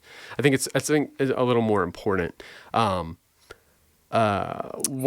place you should consider playing is the Conway Muse out in Conway. Okay. And here's the reason why is they do a writer in the round. Okay. I got to meet these two really unique songwriters. So to the left of me was a Navy. He's still enlisted in the Navy. Okay, he was cool. a singer-songwriter. His songs were seriously beautiful and amazing. Extremely unique voice, and he kind of, he like gave a bit of the background of each song. Some of them were like literally were making people cry. I mean, it was that's awesome. Yeah, it's awesome, and also like also very hard to follow, because I would be up next and I'd be like, thanks, man. Like, what do you want me to do now? Like, right. I was going to do a depressing song and now I can't. But anyways, then to the right of me was a professor of literature at University of Washington. Nice. So I had like this great group. Yeah. But anyways, the point is because I love that round, and I think you would do so well because your songs do have a story, and you could tell, and that audience really latched onto the story. Like they wanted to know the story. Yeah. It was almost like it was almost like they were kind of, and this is a complete vibe thing. No one said this to me, but the room, how it felt to me was, because at first I wasn't really talking a whole lot. I would just play the song. Yeah. And then when I noticed, when I started talking about the words to a song or talking about the character, like, my song John Jacobs, which, that's a character. And this the character in the song is just this hellraiser, and he doesn't care about anything. And he, the main lyric is, no, I can't think of it. Burning bridges down, and I'll simply walk around. So basically, he doesn't care about burning bridges, which most of us do. Like I do. I don't want to burn a bunch of bridges with anyone, really. Right. I want to have good standing with people. Yeah. But this guy, he's just like, I don't care. Yeah. I'm going to burn bridges. I'm just going to walk around. Like, I'll figure out another way that I don't need this anymore. Yeah. And so it's just this different. I just wanted to kind of play with that different mentality of a different person, because there's definitely a person out there. Where did that song come from? Like, what inspired you to write it? Well, I think I've always kind of had I've always, like, especially as a teenager, I was a total punk. Okay. Like, I wasn't like, and I don't mean like I was like, had a mohawk or something. Sure. But, or I listened to the Clash all the time, or the Sex Pistols. I mean, I did, but not all the time. But basically what I'm getting at is, like, I've always been kind of an anarchist. Like, I've always been anti everything, and a little bit of, I've never been like a complete nihilist, because it's just too difficult to not believe anything. Sure. It's way too, I've wanted to be a nihilist, but I can't do it fully. But I think there was just that in it. So I think a little bit was looking at my past self, but I also was kind of playing with, like, no, there are actually people who do burn bridges all the time. I mean, think about it. Like, we have, like, there are people out there who just don't care and act foolish. Yeah. And that's interesting. Yeah. I don't know that it's not necessarily a positive thing, but hopefully they're not doing any harm to people. Right. Yeah. Yeah. But anyways, it came from that. Yeah, it just came from that perspective. I wanted to write a story from a character.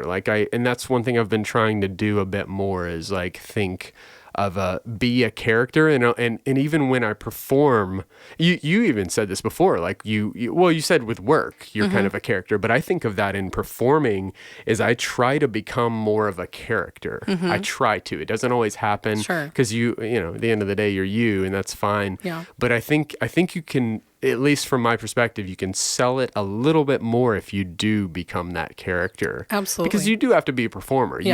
You can't be Jess with and the performer you is a little bit different than the work you or the social you or whatever, right? I mean, there are different characters. It's been really interesting because I've had some coworkers from my day job come out to shows, and there was a group of them there, and one coworker said to another coworker that, man, she's just a different person when she's on stage. There you go, yeah. That's what you want. Yeah, absolutely. And, at the same time, I always want to be authentic when I'm up there, and I want people to feel like they're having a real experience with me, and that it's when I walk off stage, I'm not like this totally, completely different person. But at the same time, I was like, I love that there's that distinction that's happening, and I think I still want to develop that a little bit more, and get to a place where I really have a persona. But at the same time, like I said, still remain authentic in that process. And I think there's such a fine line and such a balance that you have to create there. I haven't quite figured that out for myself. Well, I don't know that you have to. I think, I mean, I could be wrong. Like, I think the key is, the balance, like you said, and that's the thing that we all have to kind of play with, because we don't want to be overconfident, but you do definitely have to be confident, right? Yeah. And that's the hard part, is the confidence part, because one thing we could get into briefly is I was curious about that, like how the ego works with you. Like, do you go, because other songwriters I've talked to would kind of sometimes the hierarchy, for a better word, like the tier or the levels that you go through when you're writing a song, or maybe like for Hymn for the Broken Heart.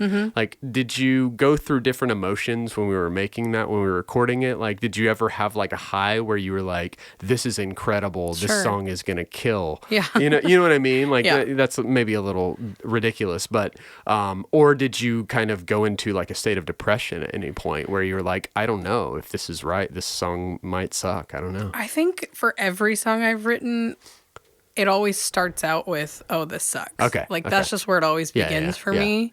And that's just kind of a personal confidence thing, you know? And then you were talking earlier about kind of letting songs fight for their lives. I love that idea. I think that's beautiful. It's a beautiful way to put it. And I think that's where I'm at now, where, I've had this collection of songs. And actually, there was one song in particular. So I wrote a song for a friend as sort of a gift for him. And which is a great song. Thank you. When can that be recorded? Because you have a demo of it, right?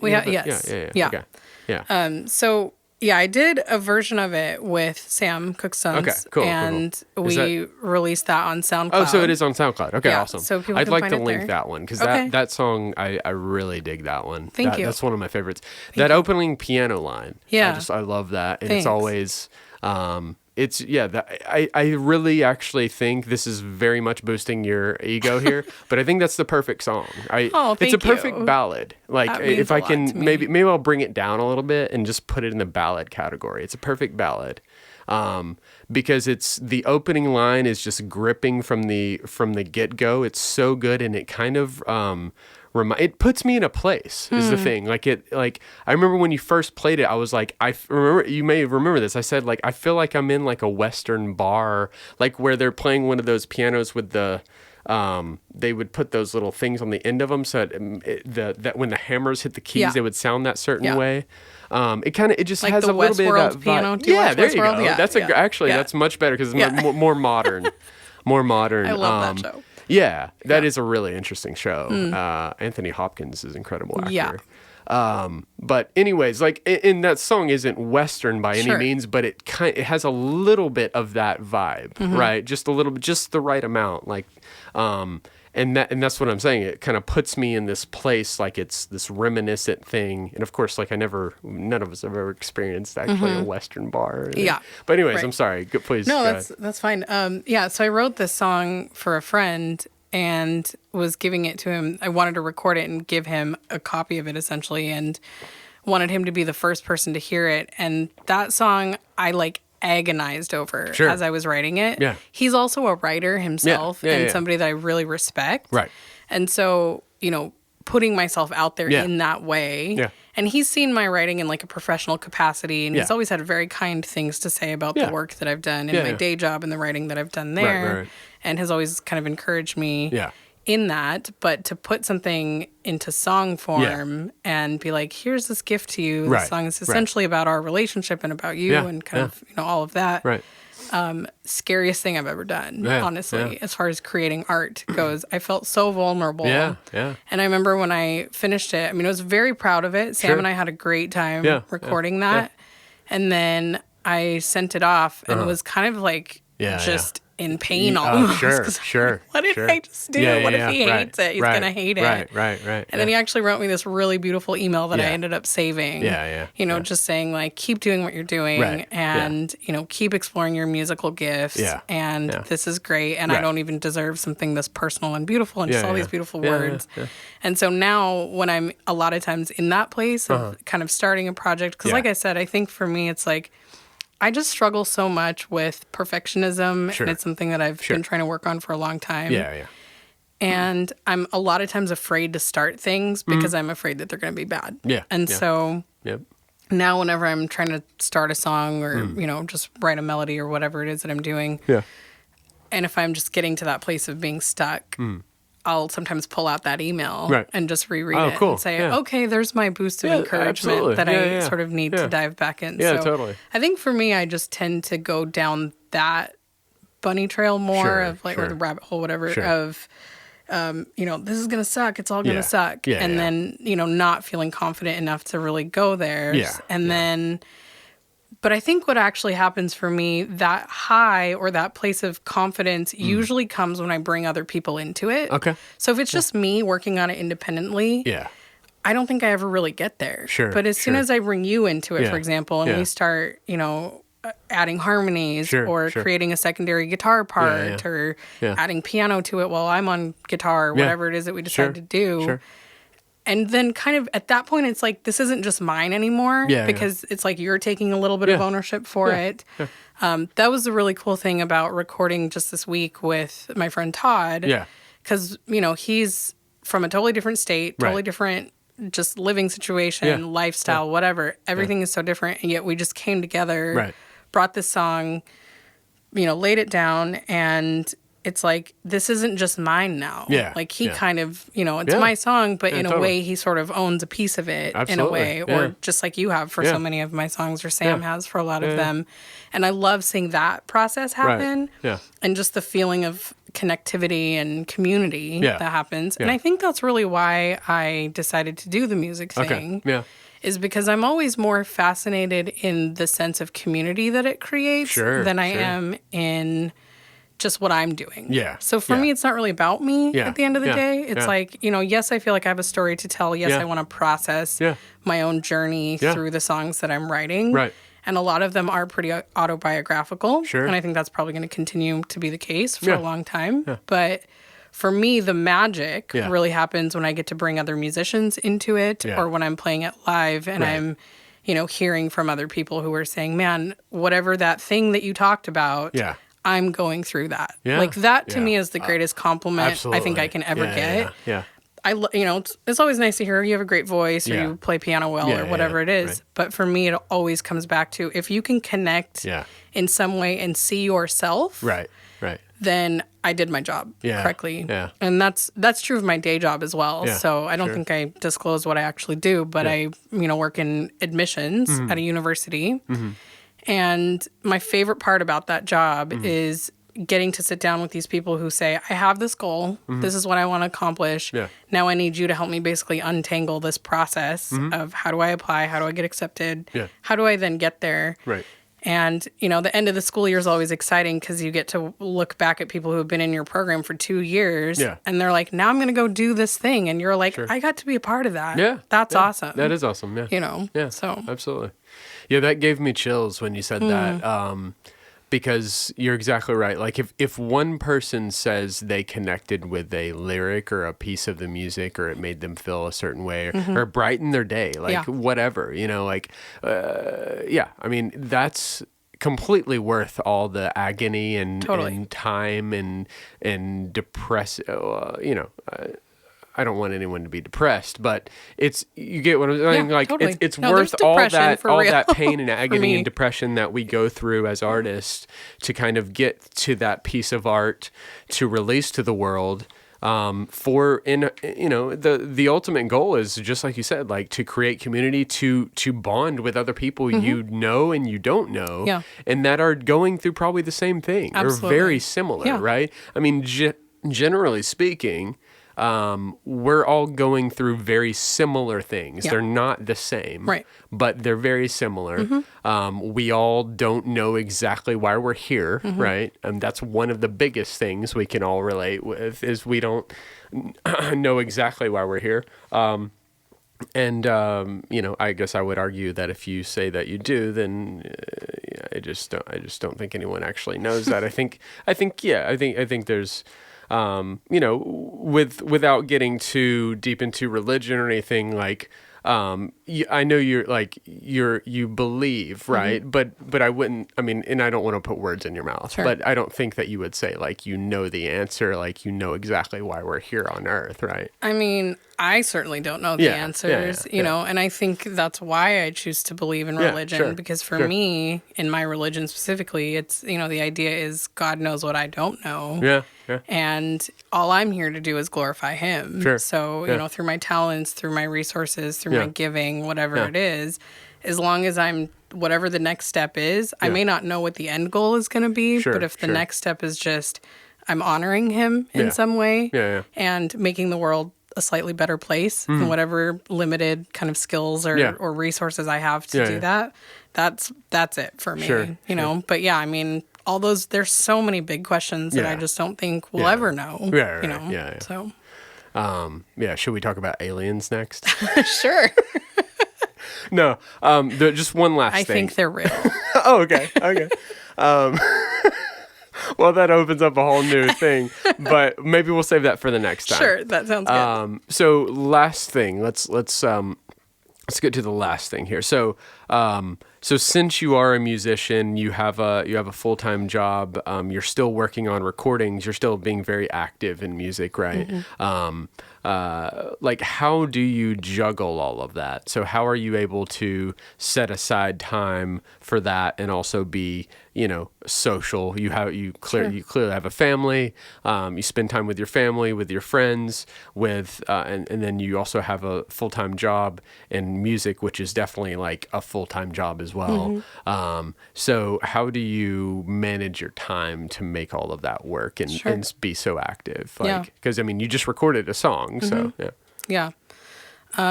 I mean, organization, it sounds kind of cliche, I think, to say that's probably what everybody says, but, just having systems in place. And so I'm kind of known, and in fact, in my work at the university, as sort of the operations and systems thinker, know, on the team. I think some people get a little annoyed with me because I'm always like, no, it has to be a process. There has to be clarity. We have to get from point A to point B, and, all of that. And it's really interesting juggling those two hats because at heart, I'm a creative and I'm really free-spirited and I'm kind of like, whatever, organization, I've had to train myself to be organized. And so I think maybe I kind of overcompensate in certain spaces in that way. Maybe. I mean, like, of course, I don't perceive it that way. I don't work with you like in that space. But when you said that, I was thinking that's probably so. Just to add to that really quick, I mentioned that Marine guy to you earlier. His name's Jocko. His kind of catchphrase is "discipline equals freedom." Yeah, I love that. And so that's exactly what I put with what you just said. Like you're like meticulously organized, right? You're saying A to B, right? At work. Well, I don't know if in all areas. Well, of my life, but I would imagine you have that skill. Right. So you've clearly defined that skill, so you can apply that skill to other things. I don't necessarily think you need to always apply that exact same thing to music. But I guess that's just how I kind of interpreted that is I could see that as a big advantage in being an organized person. Right? I mean, I'm very fortunate that I have a day job that gives me freedom and flexibility to actually pursue the music thing. I think there are a lot of artists out there who want to be doing more with their music and they're not able to. Sure. And so, my boss understands what I'm doing. She's pretty supportive of it. And so, there's been times where I'm like, I'm going to leave early. In fact, just this week, I was like, I have a recording session, so I'm going to leave early and I'll make up the time, whenever this week. And I ended up doing it later that night when I got home. Oh, okay. Wow. Yeah. And that's dedication. Yeah. So, I had stuff that needed to get out of the inbox, but so I just sort of organize my time in that way where I'll break it up into chunks. So in the day job, it's a lot of lists, and I'm actually that nerd who like creates little check boxes and then writes down, the item that I have to do, and then it's like really exciting for me to be able to like check everything off by the end of the day. That. Yeah. I love that. I get that. There's like a feeling to that when you're like, yes, I did it. So there's that. See, nerd. If only this is like the reason I would want to do video with this, just to capture you doing that. Like, yes, I did it. 2 thumbs up. And then, using an Outlook calendar for all of my appointments and that type of thing for work, especially the day job. And then I actually really like having a physical planner for the rest of my life. I'm right there with you. And so I tried the bullet journal thing for a little while. That got just a little bit too, because I like to draw. Is it a big one? No, so it just has like little bullets, kind of dotted lines instead of like, regular lines like a notebook would or whatever. Okay, yeah. And you sort of sketch everything in yourself. And so that's a lot of work. These cool like markers and, because I like to draw. Like I'm a creative, I said. Yeah. So started doing that, and then I realized I'm spending way too much time creating the things that's one thing I was thinking is like, that's a lot of work to have to put in all the dates. Totally. And then on top of that, then everything else. So you're having to like keep track of it. Like look at a calendar, stencils then and write everything. the date. Yeah. I mean, it was like hardcore. Yeah. Right. Which my friend Shannon, who you've met a few times, she is really into like calligraphy. Oh, okay. So like her lists throughout, like we used to work together. Okay. Yeah. Like, you'd walk into her office and she would have, if she's listening, she's probably like, why are you telling people this? But, like, this is great. Literally would have, like, calligraphy at the top of her to-do list. And everything was, like, color-coded and all of this. It was pretty rad. Yeah, that is. But, I love that she can... What's that? Does she still do that today? I think so. Okay, nice. Yeah. We don't work together anymore, but I'm pretty sure she does. I've seen that on, like, Instagram and whatnot. But, so... that just got to be a little bit too much. I was now this is defeating the purpose. Right. But, so I went back to kind of a more traditional, like, school planner, actually. Okay. Yeah. And so I picked one up at Target just the other day. Go by kind of the academic calendar starting in, I guess this one starts in July for whatever reason. Okay. But, so July to June. Yeah.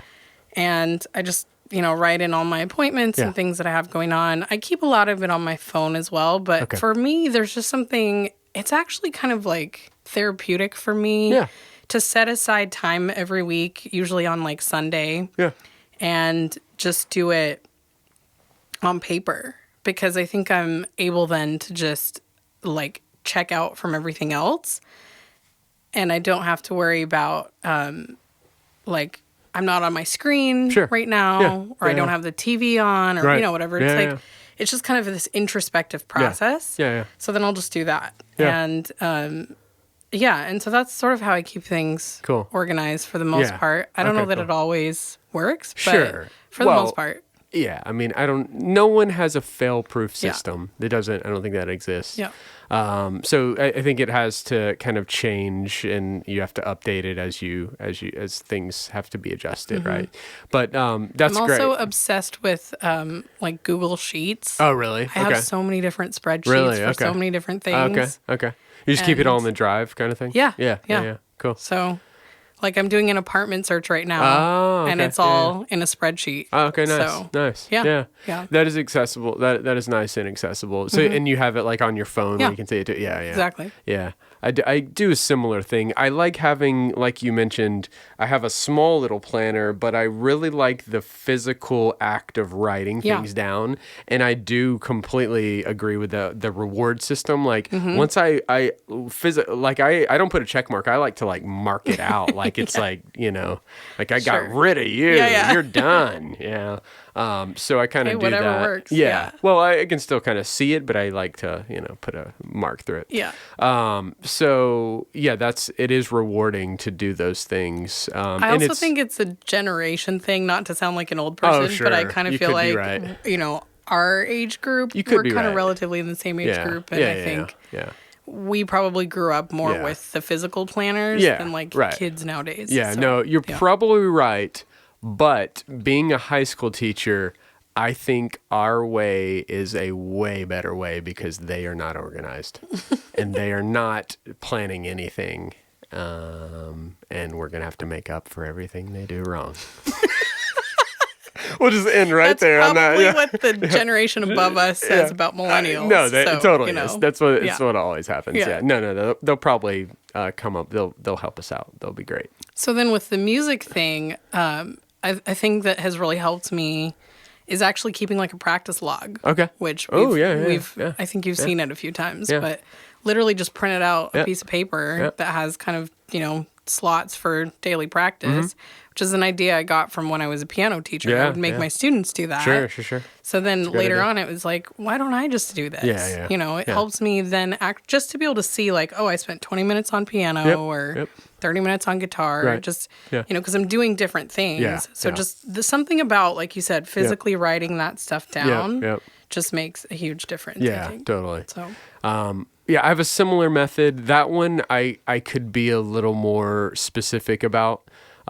Basically, I just make sure I play piano every day. I don't necessarily keep track of it. Sure. I basically tear off, and so I will practice the classical pieces and and some of the pop songs that I know, just to like keep that repetition going and to not let that slide.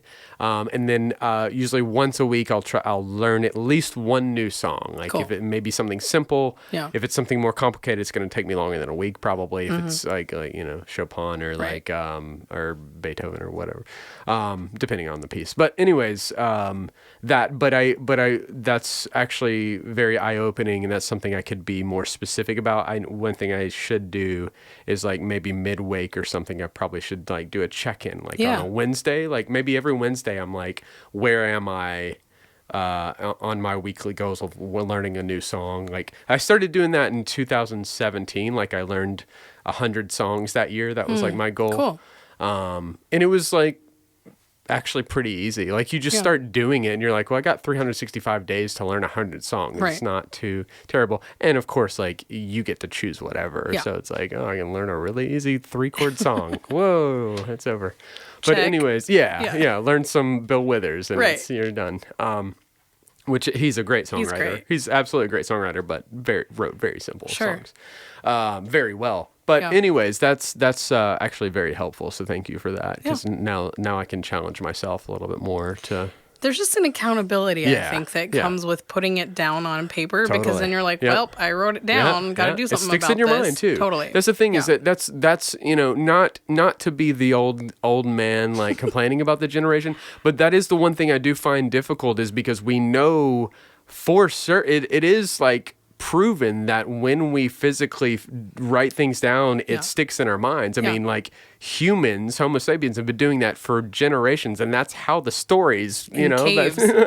That's like unfortunately why some like Native Americans, for example, like the Lakota tribe, for example, they never wrote down their language. Yeah. And unfortunately, it's suffering because of that. And there's a very small amount of people in the Lakota tribe. I only know this because I actually met this guy in Austin, Texas, who basically is now joining the Lakota tribe as as far as I know. I don't know, I don't want to. I guess I'm not gonna put him in a box and say like what race he is. I don't know for sure, but I can make an assumption. I just won't do that. Sure. Basically, I know for sure he was not a Native American. Basically, I can assume that pretty clearly. But basically, he befriended someone in the tribe, and they basically, I guess like for maybe in a way like recruited him and basically taught him the ways of Lakota tribe and told him that we've never written things down, but we are actually teaching people outside of our tribe our ways. Okay. And because we don't want it to die. Yeah. And he told me this whole thing, and it was so incredible. Yeah. Just like before or after. I'm pretty sure it was after a show, because if I took that on before a show, I'd be like, dude, that's too heavy, man. I don't know if I can play this show now. Right. I don't know. Maybe it would have been super inspiring, actually. Because I think I started the actually, it was, I wrote this song called Navajo Way. I don't know if you've heard it, but I think so, yeah. that song is, I basically, it was an attempt of me paying my an ode and paying respect to that tribe. That tribe is still like, of course, like it's not huge, but it's they still do have like a, I don't know. Hopefully this isn't disrespectful, but they have a fair amount of land. They like, of tribes, they have the largest amount of land in North America today. Okay. I wouldn't say it's large, but in comparison. Yeah. Anyways, so I did my own research. I kind of in a way like wrote the song as like a research paper. Like, I'm going to do research on this tribe and learn their ways, and some of their sayings are, our life is our land, and they basically believe that the earth is God, right? And I thought that was so fascinating and interesting and unique and inspiring, and so it just kind of came out, and I had this riff that it just all came together. But that's kind of how that conversation started. I learned about this tribe. How did I get on this topic? I don't know. Where did we go to get on that? I mean, I think we were just talking about writing things down and the value of well, actually having it written so down. I guess just learning things of outside the box of my maybe what I'm exposed to, because as far as I know, I'm not Native American. I know some people claim to be some percentage. I don't know if I personally believe that kind of thing. I don't know. I mean, I don't want to start a whole controversy here, but I guess I'm just thinking about specific people who are white, who claim to be Native American that I don't find very believable. So, and of course, like, well, for one example, Senator Elizabeth Warren did that and then proved to be incorrect, right? So anyways, I didn't mean to go to a political place necessarily, but I think just generally speaking, the way you organize your thoughts and you, what about time though? So how do you, I mean, you mentioned like you took time off to go do the recording, and that's awesome that you have a supportive cast in your job. But what about like finding the time in between there to practice and that kind of thing? I mean, so the log, I guess, is one way, right? I mean, it's a struggle, to be honest, but I think, it just comes back to priorities. And so for me, it's like, I need to do this. This is such a lifeline for me. And so there are other things sometimes that I'm, even things like social activities or, hanging out with people or whatever, that I'm sort of like, I'm willing to put that on the back burner. I'll get to it eventually. I'll hang out. Now people are going to be like, so that's why you weren't hanging out. Yeah, it's because I was at home practicing, probably. Nice. But, I need that. Sure. And so, I'm definitely an introvert. Okay. And so it's pretty easy for me actually to be like, okay, I'm going to not go out and be social and do stuff. Sometimes even with things like, I'm a part of this, we actually both are a part of this like songwriter group.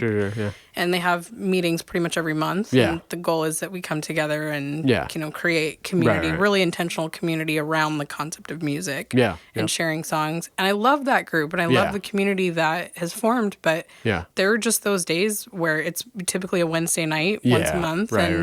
I get home from work and I'm like, I can't. I've been dealing with people all day long. Exactly. You're zapped. And I'm in a people-facing job where I interview students all day long and that kind of thing. And so by the time 7:30 rolls around, I'm like, I'm ready to just grab my guitar, go be in a corner in my house somewhere and not, do that. So I completely understand that. I've thought that, it's interesting, the more I do this, like have these conversations, and the more I learn about musicians, and I don't like to assume things, of course, we shouldn't do that. But what I'm getting at is that what I'm noticing is that the majority of artists, the jobs that we choose are giving jobs. Isn't that interesting? Yeah. Like I've found that really interesting, that most everyone I know who is an artist or musician who has a job, that it's a giving job. So you're giving all day. Right. I'm giving all day. I'm teaching.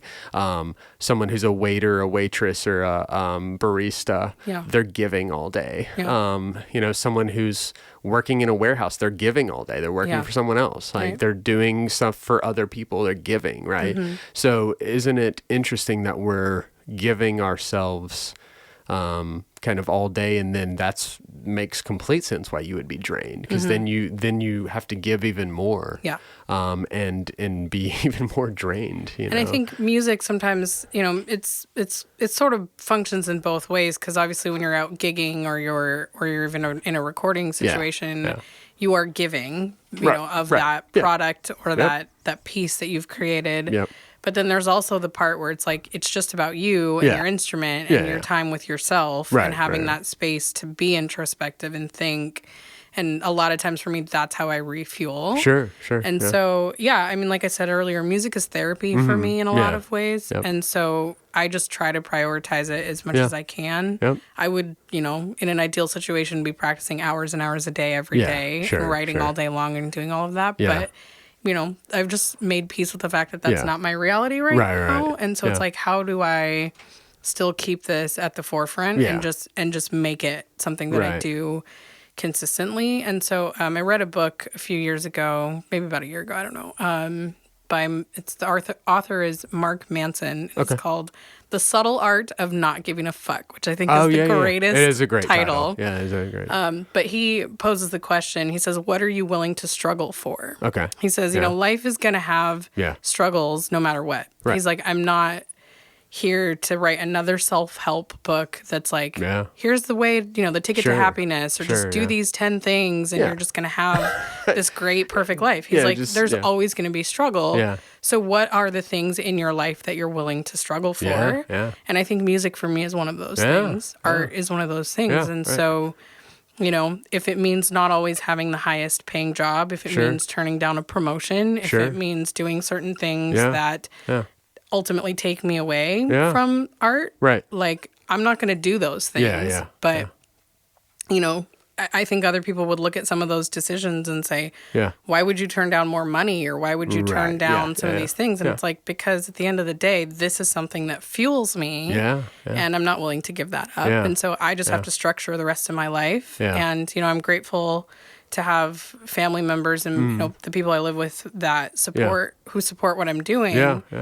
And friends and obviously other people in my life who really, really are excited about the work that I'm doing and, want to see me go to new places with my music and with my creativity. And so keeping those people around and, having them, because they know that, it's also then a little bit easier to be like, hey, I'm not going to hang out with you or get coffee with you because I'm going to be at home writing or, doing that kind of thing. So just being real about my own expectations for myself and for the people around me, I think helps me balance my time pretty well. Dude, that's absolutely beautiful. I almost called you dude. I'm sorry.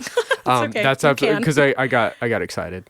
And dude is an exciting phrase for me. I've been called that before. It's all good.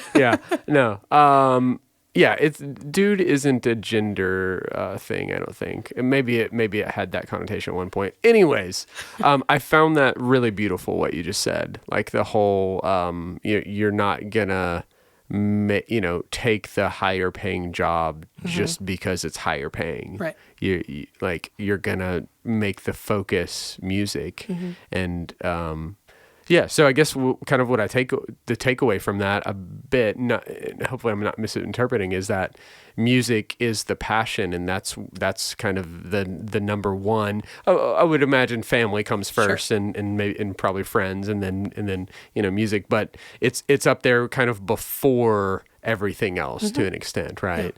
Yeah. And that's a beautiful thing. Yeah. So for me, I think if I could summarize what music is to me. In sort of one phrase, it's worship. Okay. It's my way of worshiping. Yeah. And so, and I have discovered that you don't have to be in a religious context necessarily to do that at all. No. And so for me, being a songwriter, exploring my own story, my own journey, connecting with other people, realizing just the common ground that I have with people from totally different walks of life and situations, that's a worshipful experience. To me, that's a way to glorify God. Yeah, sure. And so whatever I'm doing, I feel like if I'm not finding this way to glorify God and to do this thing that for me feels like a calling, then everything else is kind of not really worth it, you know? So I have to find ways to make the rest of my life sort of orchestrate around my music, which is my worship. Yeah, that's also a beautiful thing. It makes me think of two things. We didn't interrupt things up in a second, but have you paid all attention to the new thing Kanye West is doing? Mm-mm. He's doing this, and it's not a cult, but it definitely looks like one. Okay. And this is why, because everyone wears white. Interesting. And that's the only part. If like, just let people wear stuff. Yeah. You know, like I think I'm totally on board with it until I saw everyone wearing white and I was like, dude, it looks like a cult. Yeah. Don't do that. But anyways, he's doing this thing where he basically just performs. Like he has it's basically like just like a concert, but it's like Kanye church kind of thing. It's like in a church building, kind of like a building, and he performs. Interesting. And it's like a worship thing. So but it seems like he started a trend because now U2 is doing that. Okay. They're starting their own thing. It just like launched it. They're doing like music churches everywhere. Yes. Interesting. So it is interesting. It'll be interesting to see if that thing latches on because, it just feels, I like some U2 stuff, but I don't think I'd be part of their church, but just mainly because I don't like it. That just feels a little too cultish, like because music is like a thing that is free and you can choose whatever you listen to. Right. So if I'm going to a thing on a regular basis, it just feels that's how it feels to me right now. Maybe I'll change my mind. Yeah. But that's how it's feeling to me right now. Just visually like thinking about that kind of thing. And of course, like I grew up in the church, so I have I have like a past with it that to be blunt, it's a bit negative, right? And I know you've expressed this to me before. Like I think everyone's had some, maybe not everyone, but a lot of people have probably had some negative experience with religion, right? Yeah. And of course, you can have a lot of positive. I've had positive experiences too, but anyways, I think that's maybe why I've looked at it. And also, I had some people I went to college with were basically in like a cult. Like it was like very much where you had to have it was like a country club kind of thing. Yeah. Like you had to have like a cool card to get in, wear a collared shirt and, have your hair. I was a part of something very similar and I actually left and thought I'm never going to be a part of it. I don't even know if I believe in God anymore. Sure. Yeah. And then it was I have a song about that actually. Stained Glass really came out of that place. Yeah, it's a great song too, yeah. Or thank you, of kind of exploring that was one of your first songs, right? Mm-hmm. Yeah. I remember that. And to another ego boost here, like when you first came out with that, I was like, this is your first song? Like, I think it was like maybe my second song. This feels a little advanced to be a first song. Like, I never said that because it would be weird if I said that in the moment, like that's a big ego boost. But I just remember like thinking like, this is really impressive that this is your second song. Are you sure you didn't write 100 before you got to this one? Like, because like if you listen to my first stuff, it is just hideously horrible. But I mean, we probably all have some like. Oh, I've written some bad church songs before. Trust me. Okay. Trust all right. Me. Well then there were some before that. Yeah. Okay. Yeah. Well, and I've thrown those away. So They're you're human. Okay. Yes. Okay. Good. All right. Cool. Well, thanks so much for doing this. It was really fun. Yeah. This is awesome. Yeah. Thanks for chatting. All right. Well, I guess that's it.